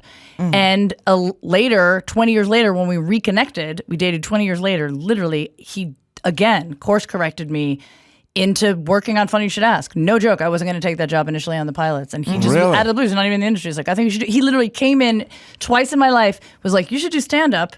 You should take this job, and then disappeared. I mean, peed in my closet the second time, but then disappeared. That's worth it. He probably peed in your closet the first time, but you thought it was a cat. That's right. Well, that was my whole thing. When he was peeing, my cat, the second time I was yelling and my cat came running in and my cat's face was like, we can fucking do this now. Carpeted closet or hardwood? It was hardwood, thank God. Hardwood. And also he was peeing on his shoes, which I don't think he realized. So it was worth it. I think we have my construction picture. Hello. Oh, okay. That's a little Tom Cruise of you right there. Damn. Okay, Daddy. Little Zaddy over there. Shit. Okay. We need to get you back in the gym, baby. Yeah, no kidding. You look good over there, Zaddy. Well, all you do is... Look at that tool belt. All you do is work all day on your feet. It looked like you got on some Swiss shorts. I don't know. What kind of pants did you have on? You probably had on them windbreaker shorts. Whatever was free. Did you have on underwear? Probably free ball. Did you wear underwear then? I think I did. I couldn't tell you about that. Were you the tighty whities kind of guy? That's or all just like boxers? Listen, I couldn't stand boxers. And I wanted to wear boxers because the cool dudes wore boxers. Oh, so you wanted to make yourself look different. Now, how'd you know that the cool dudes wore boxers? Because you could see them because the cool move. So you was looking. No, the cool move with the boxers is they'd pull them out past their pants. So you see it, yeah. So you'd see them, and if you were super cool, this is way back in the day, you'd have boxers and you'd wear Levi cut-off jeans. And you'd see at the bottom. Above and below. Yeah. You'd have the boxer peeking out. So I did try to buy boxers. And what happened? They were like JCPenney kind of knockoff, lower downstream brand. And the fly would always stay open. Because in boxers, it just has a kind of open fly. And then the cheap one, they would just sort of open up on you. And there's something off-putting about your dick coming out of a hole in your boxers when you're just walking around that's sort of like, if you ever try to make yourself gag or throw up and you put your finger in your mouth, you don't have to touch anything. You don't. It's just your body knows this is weird. And you're like, oh, that's what it's like when your dick comes out of a boxer fly. So your dick kind of throws up a little bit? No, it's like it feels like it's like you're like going, why does this feel so weird? It shouldn't feel that weird. So were you buying boxers that were too small? Maybe like your ass was too small and too cheap. And I tried to be cool, and I went back to the tidy. Did you ever try, like when you started, making money? Did you ever try to buy a nicer brand of boxers and try that?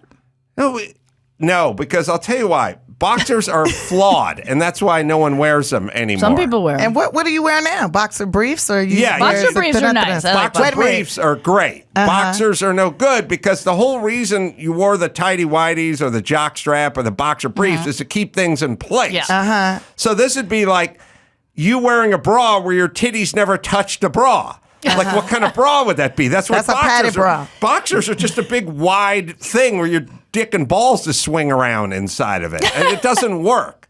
And catches pee droplets. Catches pee and pre-cum. That's right. Pre-cum, too, obviously. Pre-cum. Obviously, when you're working construction. Yes. So much pre-cum. I believe that penises, all penises have Down syndrome. Because they drool? Yeah. They a little bit handicapped. I believe that all penises are disabled. Every man should have a handicap pass. Oh, just for the penis? Because it drools. I think all genitalia. Wait, ladies, we drool too, don't we? Yeah, sometimes we do. If things are going snail right. trails, you know. Yeah, no, little actually, dance per day, you know. Yeah. No, when you get older, though, it's just pee. Nah, I'm never going to do that. I Kegel too much. Do you do the Kegels? Yeah, do you do Kegels? Men should do them too. I don't think that helps with the bladder. Yeah, it's like you got to act like you're trying to stop yourself from peeing. So you flex and then stop. We can do it all the time. We do it all the time. Do you do it all the time? Yeah, I do it all the time. That's how you stay tight, keep it strong. So when you're ready for him to get out of you can get out of here. And so you push out. You know, I don't pull out, I push out. Nice. As soon as I see that vein getting big in his forehead, I be like, get out of here. Yeah. Push him out. That would make Jody's man cry if you did that. I talked about a guy that cried while he was fucking me. Very sensitive. That's so beautiful. But did you hurt him? What kind of crying was he doing? He was crying because he was mad that he was fucking me. He didn't want to fuck me that night. And he felt like I bullied him into fucking me. So he felt raped? He did not feel raped. He was trying to... We were dating for a while, and he was like, I didn't want to go too fast because, you know, he's an addict, a former addict, and he's like, I have addict behavior, so I want to respect you. And it was like date 6. I was like, we're fucking. Because you get to a point where you're like, I'm probably never going to see this person again, and I want to get fucked. And we were fooling around, and women know what to do to get the guy to fuck you. You know what I mean? We know what to do to stop the guy. I dated some, girl, no. It's some, girl. You dated some guys that wouldn't fuck you, no matter what he did? I got this guy to fuck me, but he was mad about it. I don't know what's wrong with him. Well, there might have been something else. Man. How many times did you guys go out? He's taking me on trips. Oh, my God. And he We've still gone won't on fuck trips. I done walked around buck naked. He still won't fuck you. It's like, I want it to be special. Well, what? I think certain events are very special. Look, we not in Los Angeles. We just watched Diana Ross. The Wait signs a second. are there. What's he's taking you on trips. Do you mess around on the trip? No kissing? No Is nothing? this person straight? I don't know. He could just be asexual too. He said he's straight. Could we just be have so asexual. much fun though. I have That's so great. much fun, but I'll be trying to get finger banged or something. The day is young. It could happen after this podcast. I just go get pap smears. Is this somebody we've heard of? No. Just a civilian dude. A regular dude. So you're attracted to him. Yeah. And how did you guys meet? In school. And in school? In school. What kind of school? In high school. Oh, he's a high school friend. I love it. This guy goes way back that far? Yeah. To El Camino? Yeah. You know, our yearbook is... Oh. You already did that this one. guy you know from high school. Yeah. And you maintain your friendship all... Yeah. I mean, I didn't talk to him like every year since high school or whatever, but, you know. And you guys never messed around like in high school or any time in between? No. But you feel romantic toward him. Yeah, I think I'm his sister. And he could doesn't just be feel asexual. romantic toward you. He treats me nice.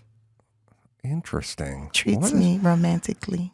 I'll tell you what. Doesn't romantically treat me. We need to take a very quick break. I kind of like it. But I want to see if we can drill down on this a little more. Let's figure it out. All right. We'll be back right after this. It's so many out here, though. Hey, it's Adam Carolla. Is your vehicle no longer stopping like it used to? Or does it squeal, shake, or grind when you brake? Don't miss spring brake deals at O'Reilly Auto Parts now through April 25th.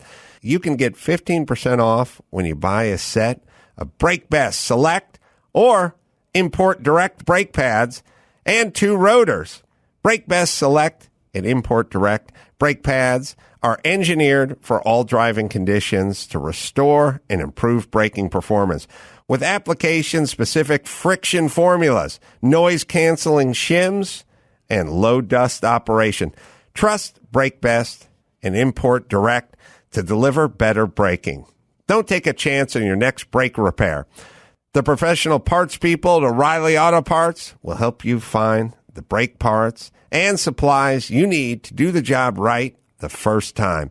Stop by your local O'Reilly Auto Parts today or visit online, O'ReillyAuto.com. in celebration of Jim Carolla's upcoming 92nd birthday. Here's a list of 92 things Jim Carolla has never done. Number 47. Paid for a protection plan. Just one of 92 things Jim Carolla has never done. Let's get back to the Adam Carolla Show. Tiffany Haddish in studio. She's got a movie coming out. We didn't get into all the great acting roles you've been doing, stealing the show. You can find out about her stand-up dates, live dates at tiffanyhaddish.com. And then Haunted Mansion is coming out that she's going to be in. That'll be July 28th. It's got some good names in it. Dan DeVito, Owen Wilson. So there's a guy, you like him, and you're attracted to him, and he's good to you, but he more treats you like a companion. Yeah. But like you guys have been married for a long period of time. Like you're best friends. Yeah. And when you travel, do you sleep in the same bed? Yeah. And what does he wear? Boxers. Yeah. Boxer briefs and a T-shirt. And what do you wear? Panties. Panties and a bra? No bra. So he's seen Just you totally panties. naked. Yeah. And is he dating anyone else or committed? I don't know. Doesn't come up? Doesn't come up. What do you think he would say if you sort of just said, hey, what's going on here? He says, Tiffany, I want it to be special. That's not a good excuse. He wants the first time to be special. Be special. And want to make sure that it's real. You know, that's like basically make sure I'm going to be around. Well, that's what I think. He wants to make sure I'm going to be around because he wants something that's, something real. Yeah. And long lasting. Yeah. And doesn't want to ruin our friendship if it, what if we do it and it's like, and then we never see each other or talk again. Well, because we do have a lot of fun. So there's another guy like. And he's giving you the dick. Well, not really. What's going on It might be me. Maybe it's all the Kegel talk. You're scaring the shit out of these dudes. They don't want to get shot across the room. That one wants to, but I don't want to. Oh. Why not? Because I think it might be too big for me. That's a problem. The big dick? The Tommy Lee dick. Have you seen it? No, I haven't seen it, but I felt it on the dance floor. You know. Oh, you know really? It's big. Yeah. And I seen him wearing them gray sweatpants. Then you know. And I seen the print looked like a big old thing. And contrary to what people think, we don't want it that big. You cannot do anything with that. You can't do anything. I don't want to. It hurts. No. And then it's like tearing. Then it burns when you pee. It's terrible. And then you feel yourself healing the next day. Yes. Feeling like Wolverine and shit. Yeah, exactly. Like, I don't want to feel my pussy healing. No. And it itches when it heals. Yeah, it's uncomfortable. So I just want to get in. You can't work. You can't focus. Now you turn into a stalker because you're like, where you at with all that dick? Where'd you go? Why you didn't answer the phone? You better have passed out because you had got a little bit of chub in all that dick. In your brain, you couldn't think, you couldn't hear. But medium dicks, they always answer the phone or return your phone call right away. They show up on time. They respectful. You know what I'm saying? They always have a good job. If they don't have a good job, they have a savings or an inheritance. They also make sure that you are satisfied all the time. Every because single the dick time. might not satisfy you, Guaranteed so they'll work overtime to satisfy you. Every time. At least pee on yourself. Medium At least dick. a squirt. You might not have an orgasm, but you might. I guarantee the squirt. Medium dick, fully insured too. Medium dick. That's a responsible they dick. usually Definitely have has health insurance. Yeah. What about small dick? Just full small dick. I like that too. Don't get that. Don't give up on the small. What's wrong? I like that. They got me. Ooh, you tickle me. What do we like a small dick for? Because my G spot is not all the way to the back of my uterus. Okay, my shit's 3 inches in. You just need to hit that one little spot. Just keep. That's it. That was like a dolphin. Yeah. What is but not like skinny. I do not like super skinny. Yeah, like that's no. Don't nobody Although want no pencils. I had sex with a guy with a micro penis, and he was so hot, and I actually was like, he's not. I thought oh, this guy's not hard. That can't be, because look at me. Yeah. No, I'm just kidding. I was like, beautiful. but I was literally just like, he was so hot. It was amazing. It was in Alaska. I was doing shows. It was just so great. And I put my hand down there, and I don't know if it was on my face or whatever, but I felt just a nub. And I thought, he has a micropenis. He has a micropenis. Like, what do I do? And then he was like, let's fuck. And I was like, can you actually fuck? And then he came, but I don't remember him being inside me because it was a micropenis. I've only heard of these. I had never actually felt it. That was a trans man. Is there any? No, he's got children. He's got he was divorced and had children. Are you sure those were his biological children? I don't know because I never saw him again or talked to him. So, a trans man. Did you feel around to see if there was a taint? There was a taint. There was balls. I actually was feeling the balls, and I got nervous because I didn't feel the penis. Did you look at that and make sure that it wasn't a uterus? I couldn't look at it because it was too tiny. Did you check the booty hole? Was the booty hole real smooth? Or was it real hairy? It was so quick. It was in a car. Oh, in a car, damn. Wait, you got to check that. You got to play doctor at first. Ali Wong said, according to her theory, this guy would have delayed having sex with you. That's right. Did he she do says that? Guys with small dicks delay having sex with you so they can trap you. So you can fall be in love emotionally. With them. Yes, and then he did not. We knew it was going to be a one night thing, but he definitely the next day we had breakfast. He was very affectionate and really sweet, and he was so hot that I was like, whatever. But I just was so put off. What do we do? So you got to scissor him. Yeah. That's a lot of work. Too much work. That's why I'm not a lesbian. That's why I ain't no lesbian. I'm not finna be opening my legs that goddamn wide, bitch. You know? Can I?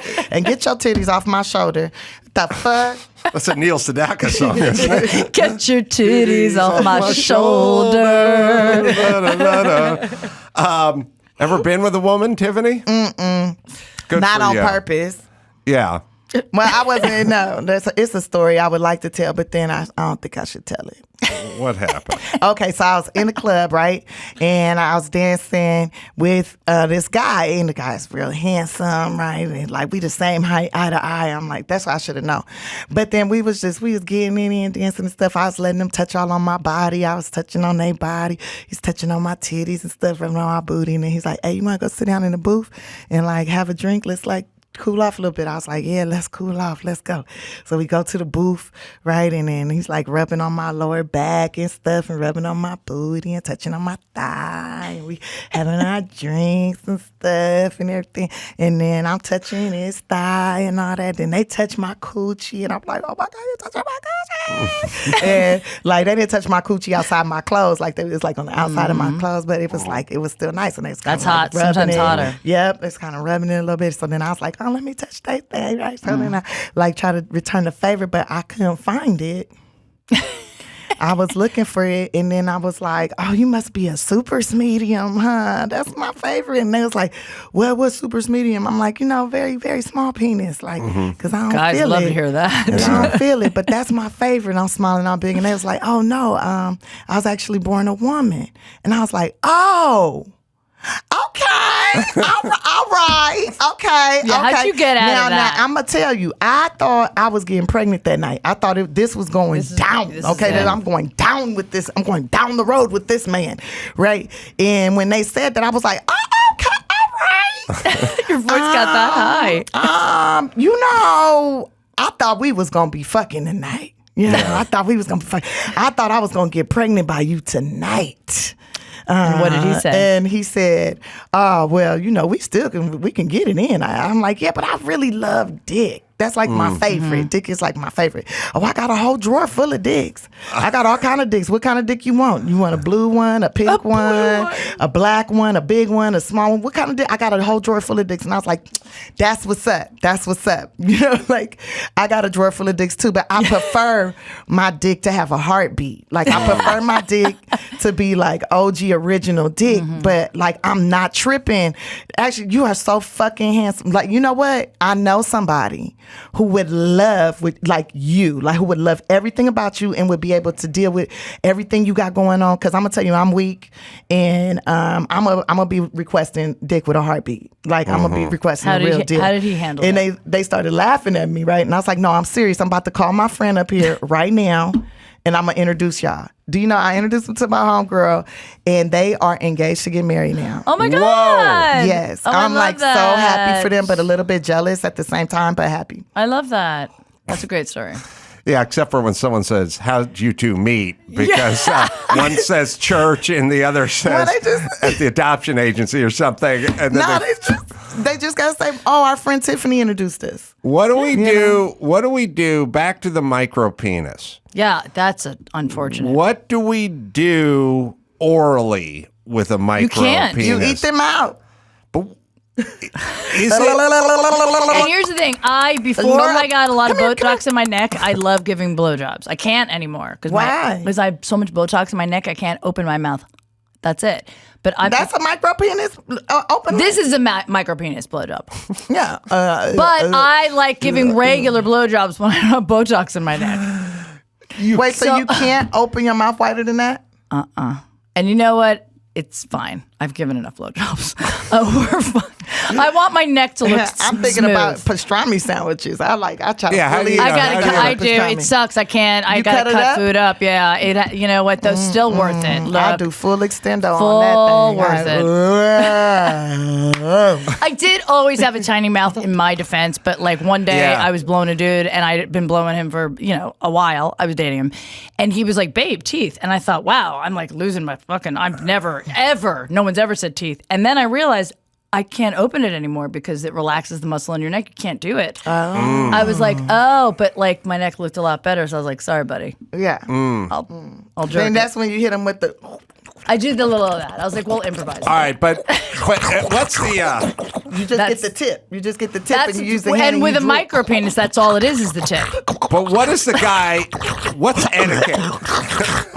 This is the soundbite you use for all of Adam Carolla's podcasts. What is the etiquette for the micro penis blowjob? Do you think the guy wants it? Because that's calling it. Listen to me. I don't know. I've actually never, and I was definitely drunk too. I was never, it was during the Iditarod, I performed out. It was amazing, an amazing performance. It was just, everything about it was amazing. I actually stopped. I was like, what's happening? What is happening right now? I felt it and it was this big, guys. It was an inch and a half. It was about an inch and a half. Depending on the thickness, I could work with that. It was a thumb. It was a giant. It was like Adam's thumb. Hold your thumb up. It might have. That's a little too skinny. I could work with it though. But I mean, you can suck a thumb. You can suck that. Should it? But let me ask you a question. Do you think he obviously knows that he's got a micro penis? He didn't say anything. I mean. Is it something that you would say, like, yeah, I know it's small? I usually make a declaration during the salad portion of the meal. Do you have them sign a little contract, like, listen, don't be... Ain't nothing wrong with that. It's only time something wrong with it when his pubic hairs is longer than his dick. He had none. He was a groomer. Like, you gotta be a groomer. You gotta have some pubic hairs. With a micro penis, I like my hair. I like my dick hairs. Okay, but it don't have to be super long. But trim around. Well, no, if you have a micro penis, you have to have no hair because it gets lost. You need some hair. That's the French tickler. That shit for the neck, and it provides lubrication. It helps. It captures. If you say something stupid and I dry up, it's still some lubrication there. That's true. To glide with. You know what I'm saying? That's good for gliding. Keep you from getting chafed. You know what I'm saying? Yeah. And then it be kind of brushing up on your clitoris. That's nice. I do agree, though, that if you have a micro penis, you got to keep a nice buzz cut down. It has to be a buzz because otherwise it's going to be like tennis ball going into the ivy. Like, we can't find it. A nice taper. What I mean? Just taper it. Just taper it. It's like when you play golf and it goes I into the I don't like it when men don't have no hair down there because then I feel like, oh, no. I have hair. I can't go all bald. It's just not my generation. I gotta. I'm an '80s girl. Okay, hair bands, hair, vagina. Yeah. We can just keep the sides fresh. Keep the sides fresh. Keep it trimmed. Nice. The guys, don't braid it. The guys are really into it. It kind of like suggests that you're into prepubescent girls. Yes, I have a 2-year-old, and I look at her vagina. I'm like, I don't want my vagina to look like her vagina. She looks. That's right. Yeah, I agree. Hell no. Now. How many have we run into more than one micro penis? That's the only one I've ever been. Have you ever been with a micro penis? Yes, girl, like 4 of them. Really? Did they tell you before? Or did you just discover I kind of knew. Do they travel in packs? They travel in packs. If you sleep with 5 micro penises, you get the 6th one free. That's right. Like a punch card. It doesn't even count. I think if I had a micro penis, I would announce it. I feel like you have to. I've never had a dude announce it. I've had guys say, like, I might not be the best lover, but I care about you. Well, I don't like that. It doesn't mean they're not a good lover. Yeah. It doesn't. I'd be like, I don't know what you're talking about. That shit fire. Yeah. Woo! All right.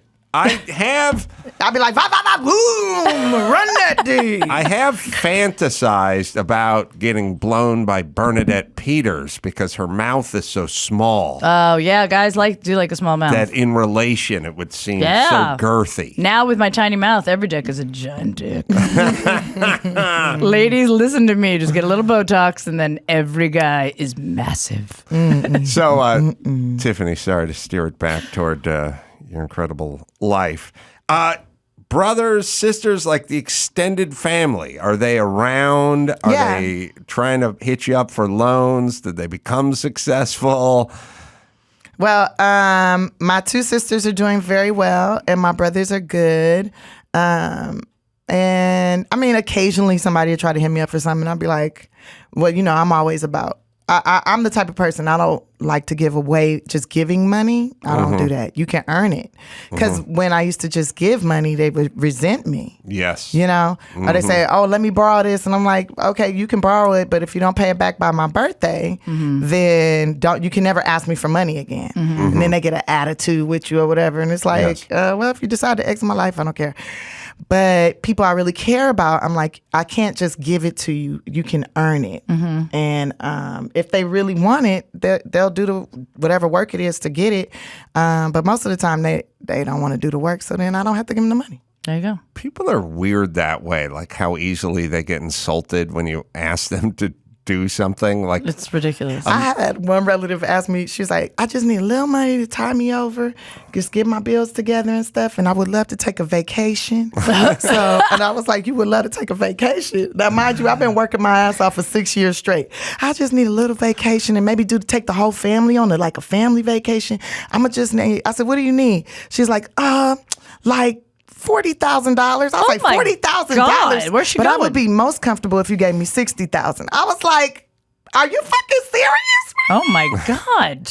I had a girl once when I was like, well, listen, when you're a carpenter and you drive a pickup truck, everyone wants you to help them move every weekend. They want you to put a deck on their house, and this one girl said, build me a loft. Because everyone had tiny little apartments and houses, and I could build these lofts, get the bed off the ground, put the desk under it, and she goes, build me a loft. Can you build me a loft? And I said, yeah, I'll come over and build you a loft, but you got to come to my apartment and start cleaning.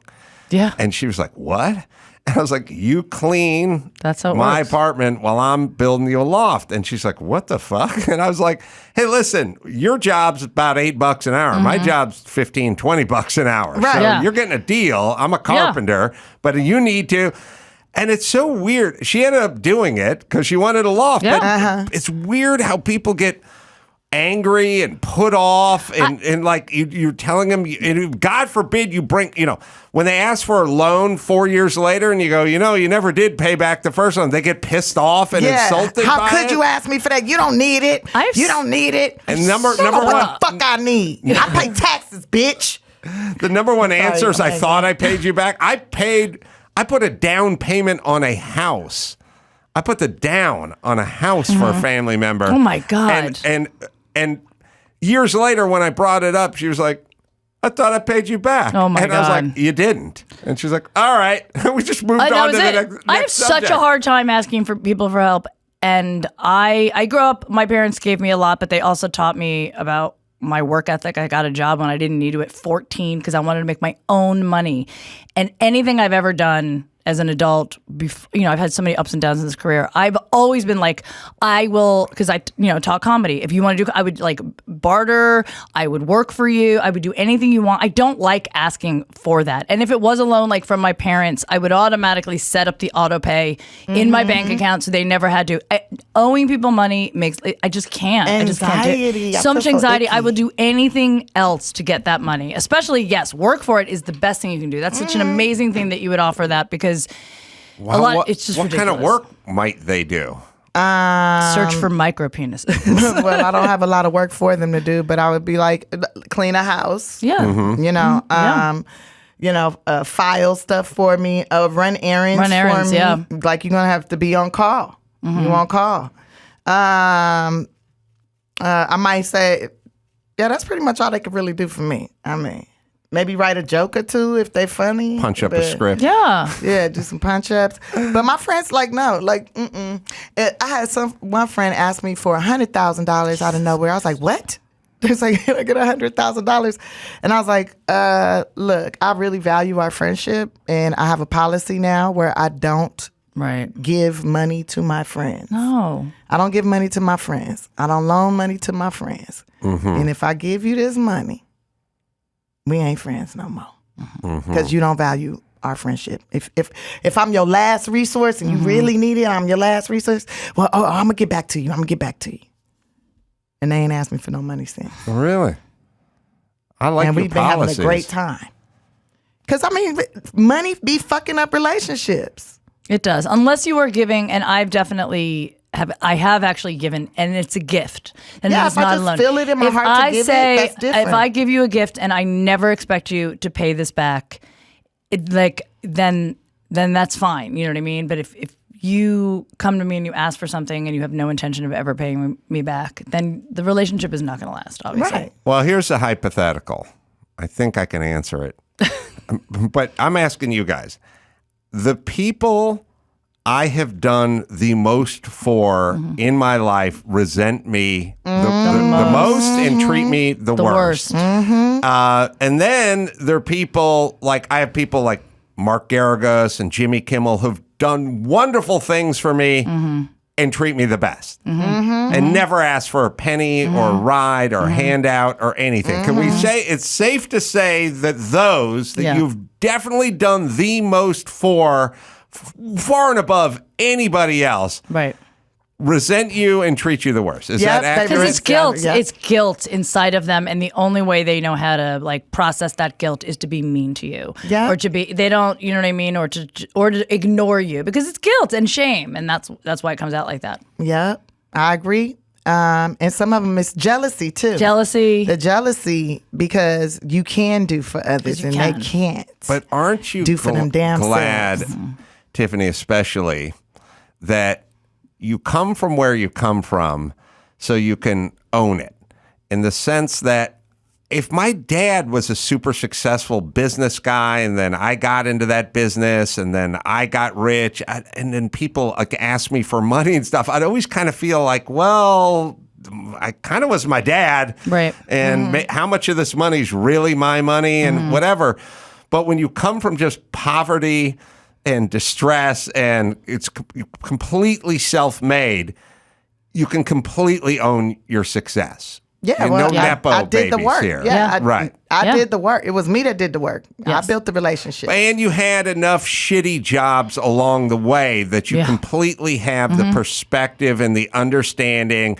And, it's weird how people that went to nice colleges and come from nice families, affluent, they go these people who work on this job or that job, these people, they just, we need to help these. It's like, we've worked all those jobs. We've done all those jobs. Yes. I was those people. That's fine. They have dignity. They go to work. They can make decisions. When I worked on a construction site, everyone was like, you got to get a new pickup truck because your old pickup truck's a piece of shit. Go down to Galp and Ford and get it. They'd pull up in their new pickup truck. And I'd go, I don't want full coverage insurance payment and the lease payment or the monthly. That's $500 a month. I'm trying to learn comedy at night. I got to pay the groundlings, So it's like, I'll drive my piece of shit. But I made decisions. Yes. You know what I mean? And you get a perspective when you come from that world of working people, who they are. They actually have personalities. They like to laugh. They have families. They have teams they cheer. They're not just They're problem solvers. Those people. They're problem solvers. Yes, and they work. Yes, and because they know how to if they work. want something, they have to figure out how to get it. My whole motto is not, I can't afford that. It's, how am I going to afford that? And then I think about, what do I have to do that? You know what I mean? And that's what, like, my parents instilled that in me in a young age. And again, I didn't have to work, and I was fortunate enough they even paid for college, but I insisted on it. I insisted they take me to get a worker's permit because there are things that I wanted that they weren't going to buy for me. They're like, well, then you have to make your own money. And I was like, done. And my first job was at Dunkin' Donuts at 14, and I got promoted to head cashier. Guys. Well, isn't it all about work ethic and motor that you really do is. have? I mean, who do you know that has a motor who's not doing at least well? Do you know what I mean? Yeah. Like, who do you know that has, like, that dog can hunt? Like, that dude, that chick has a motor, is good to go, not scared to work a weekend. No. You can call them up almost any time, and they're, like, ready to do something if there's an opportunity. Do you know a person that has that kind of motor that is struggling? Only the younger people. I think younger people, when they're just finding their footing. I know some of those people that are hard workers that are right now not making a lot because they're just lower on the chain. But Well, they yeah, will. when I'm you're not worried. 23 or whatever, absolutely. But no, I don't actually. You're right. All the people I know that are But now successful I are know hard workers. 23-year-olds, 19, 18, 17-year-olds making millions of dollars because of social media. Social media, It's and like, how are you they're doing doing nothing. That's the problem. But they are being innovative. They're creating a following. I mean, right? That's buying their merchandise that they linked up with this Asian company that makes it for them and mails it out for them. Like they're not having to work as hard as we did, like doing the footwork like we did. They're doing more like the push the button. Okay, let me talk crazy or do something wild here, and then let's put that up and attach that to this and see what happens. I mean, yes, but it actually bothers me because it's like most of the time these people have millions of followers because they lip sync 15 seconds and they just start getting all of these opportunities. And I don't know necessarily if they have the real work ethic, if that all went away, to like work a 40, 50, 60-hour week, go on the road, travel, do the clubs. They don't have that in them. And I think they're artists of the digital realm. But you don't know what it takes for them to get to that, though. To like, okay, what's going to be the thing that I lip sync that's going to make it work? Like, how much brain power are they using to do that? Or maybe no brain power at all. Maybe, and then if they applied some brain power, maybe they can make a whole movie. Right. Who knows? Anybody who's successful, I don't begrudge except for DJ Khaled. He's the only one. DJ Khaled? Yeah, he's the only one I begrudge. Why? Because he's too successful and he doesn't know how to play an instrument and he can't sing. But he knows how to work an engineering board. And so does Dawson. He's poor shit over there. Does he know how to work a beatbox, like and make beats? No, they didn't teach that in school. No. Yeah, see, that's self-taught. All right, I want to give a plug to Jodi Miller, Skinny Jodi Miller, the world's funniest weather. You can find that. You can check your local listings, and of course, Funny You Should Ask. You can find me on that, and Tiffany on that as well. And for dates, maybe some coming up. I know you got a special coming up. Yeah, at I'm the shooting Ice a special House. in July, so yeah, that'll be coming out. And check out Eliza's Locals right now. You can watch that special, that mini special right now. Jodi Miller Comedy is where you go. TiffanyHaddish.com is where you go as well to find out all her dates. I'm going to be in Vegas at Jimmy Kimmel's Club next week, Thursday. And then Oklahoma City, New York at Sony Hall, May 26th and 27th, Solana Beach, Nashville. Just go to AdamCarolla.com for all my live dates. Until next time, it's Adam Carolla for Tiffany Haddish and Jodi Miller saying mahalo. Get yourself a copy of Adam's latest book, Everything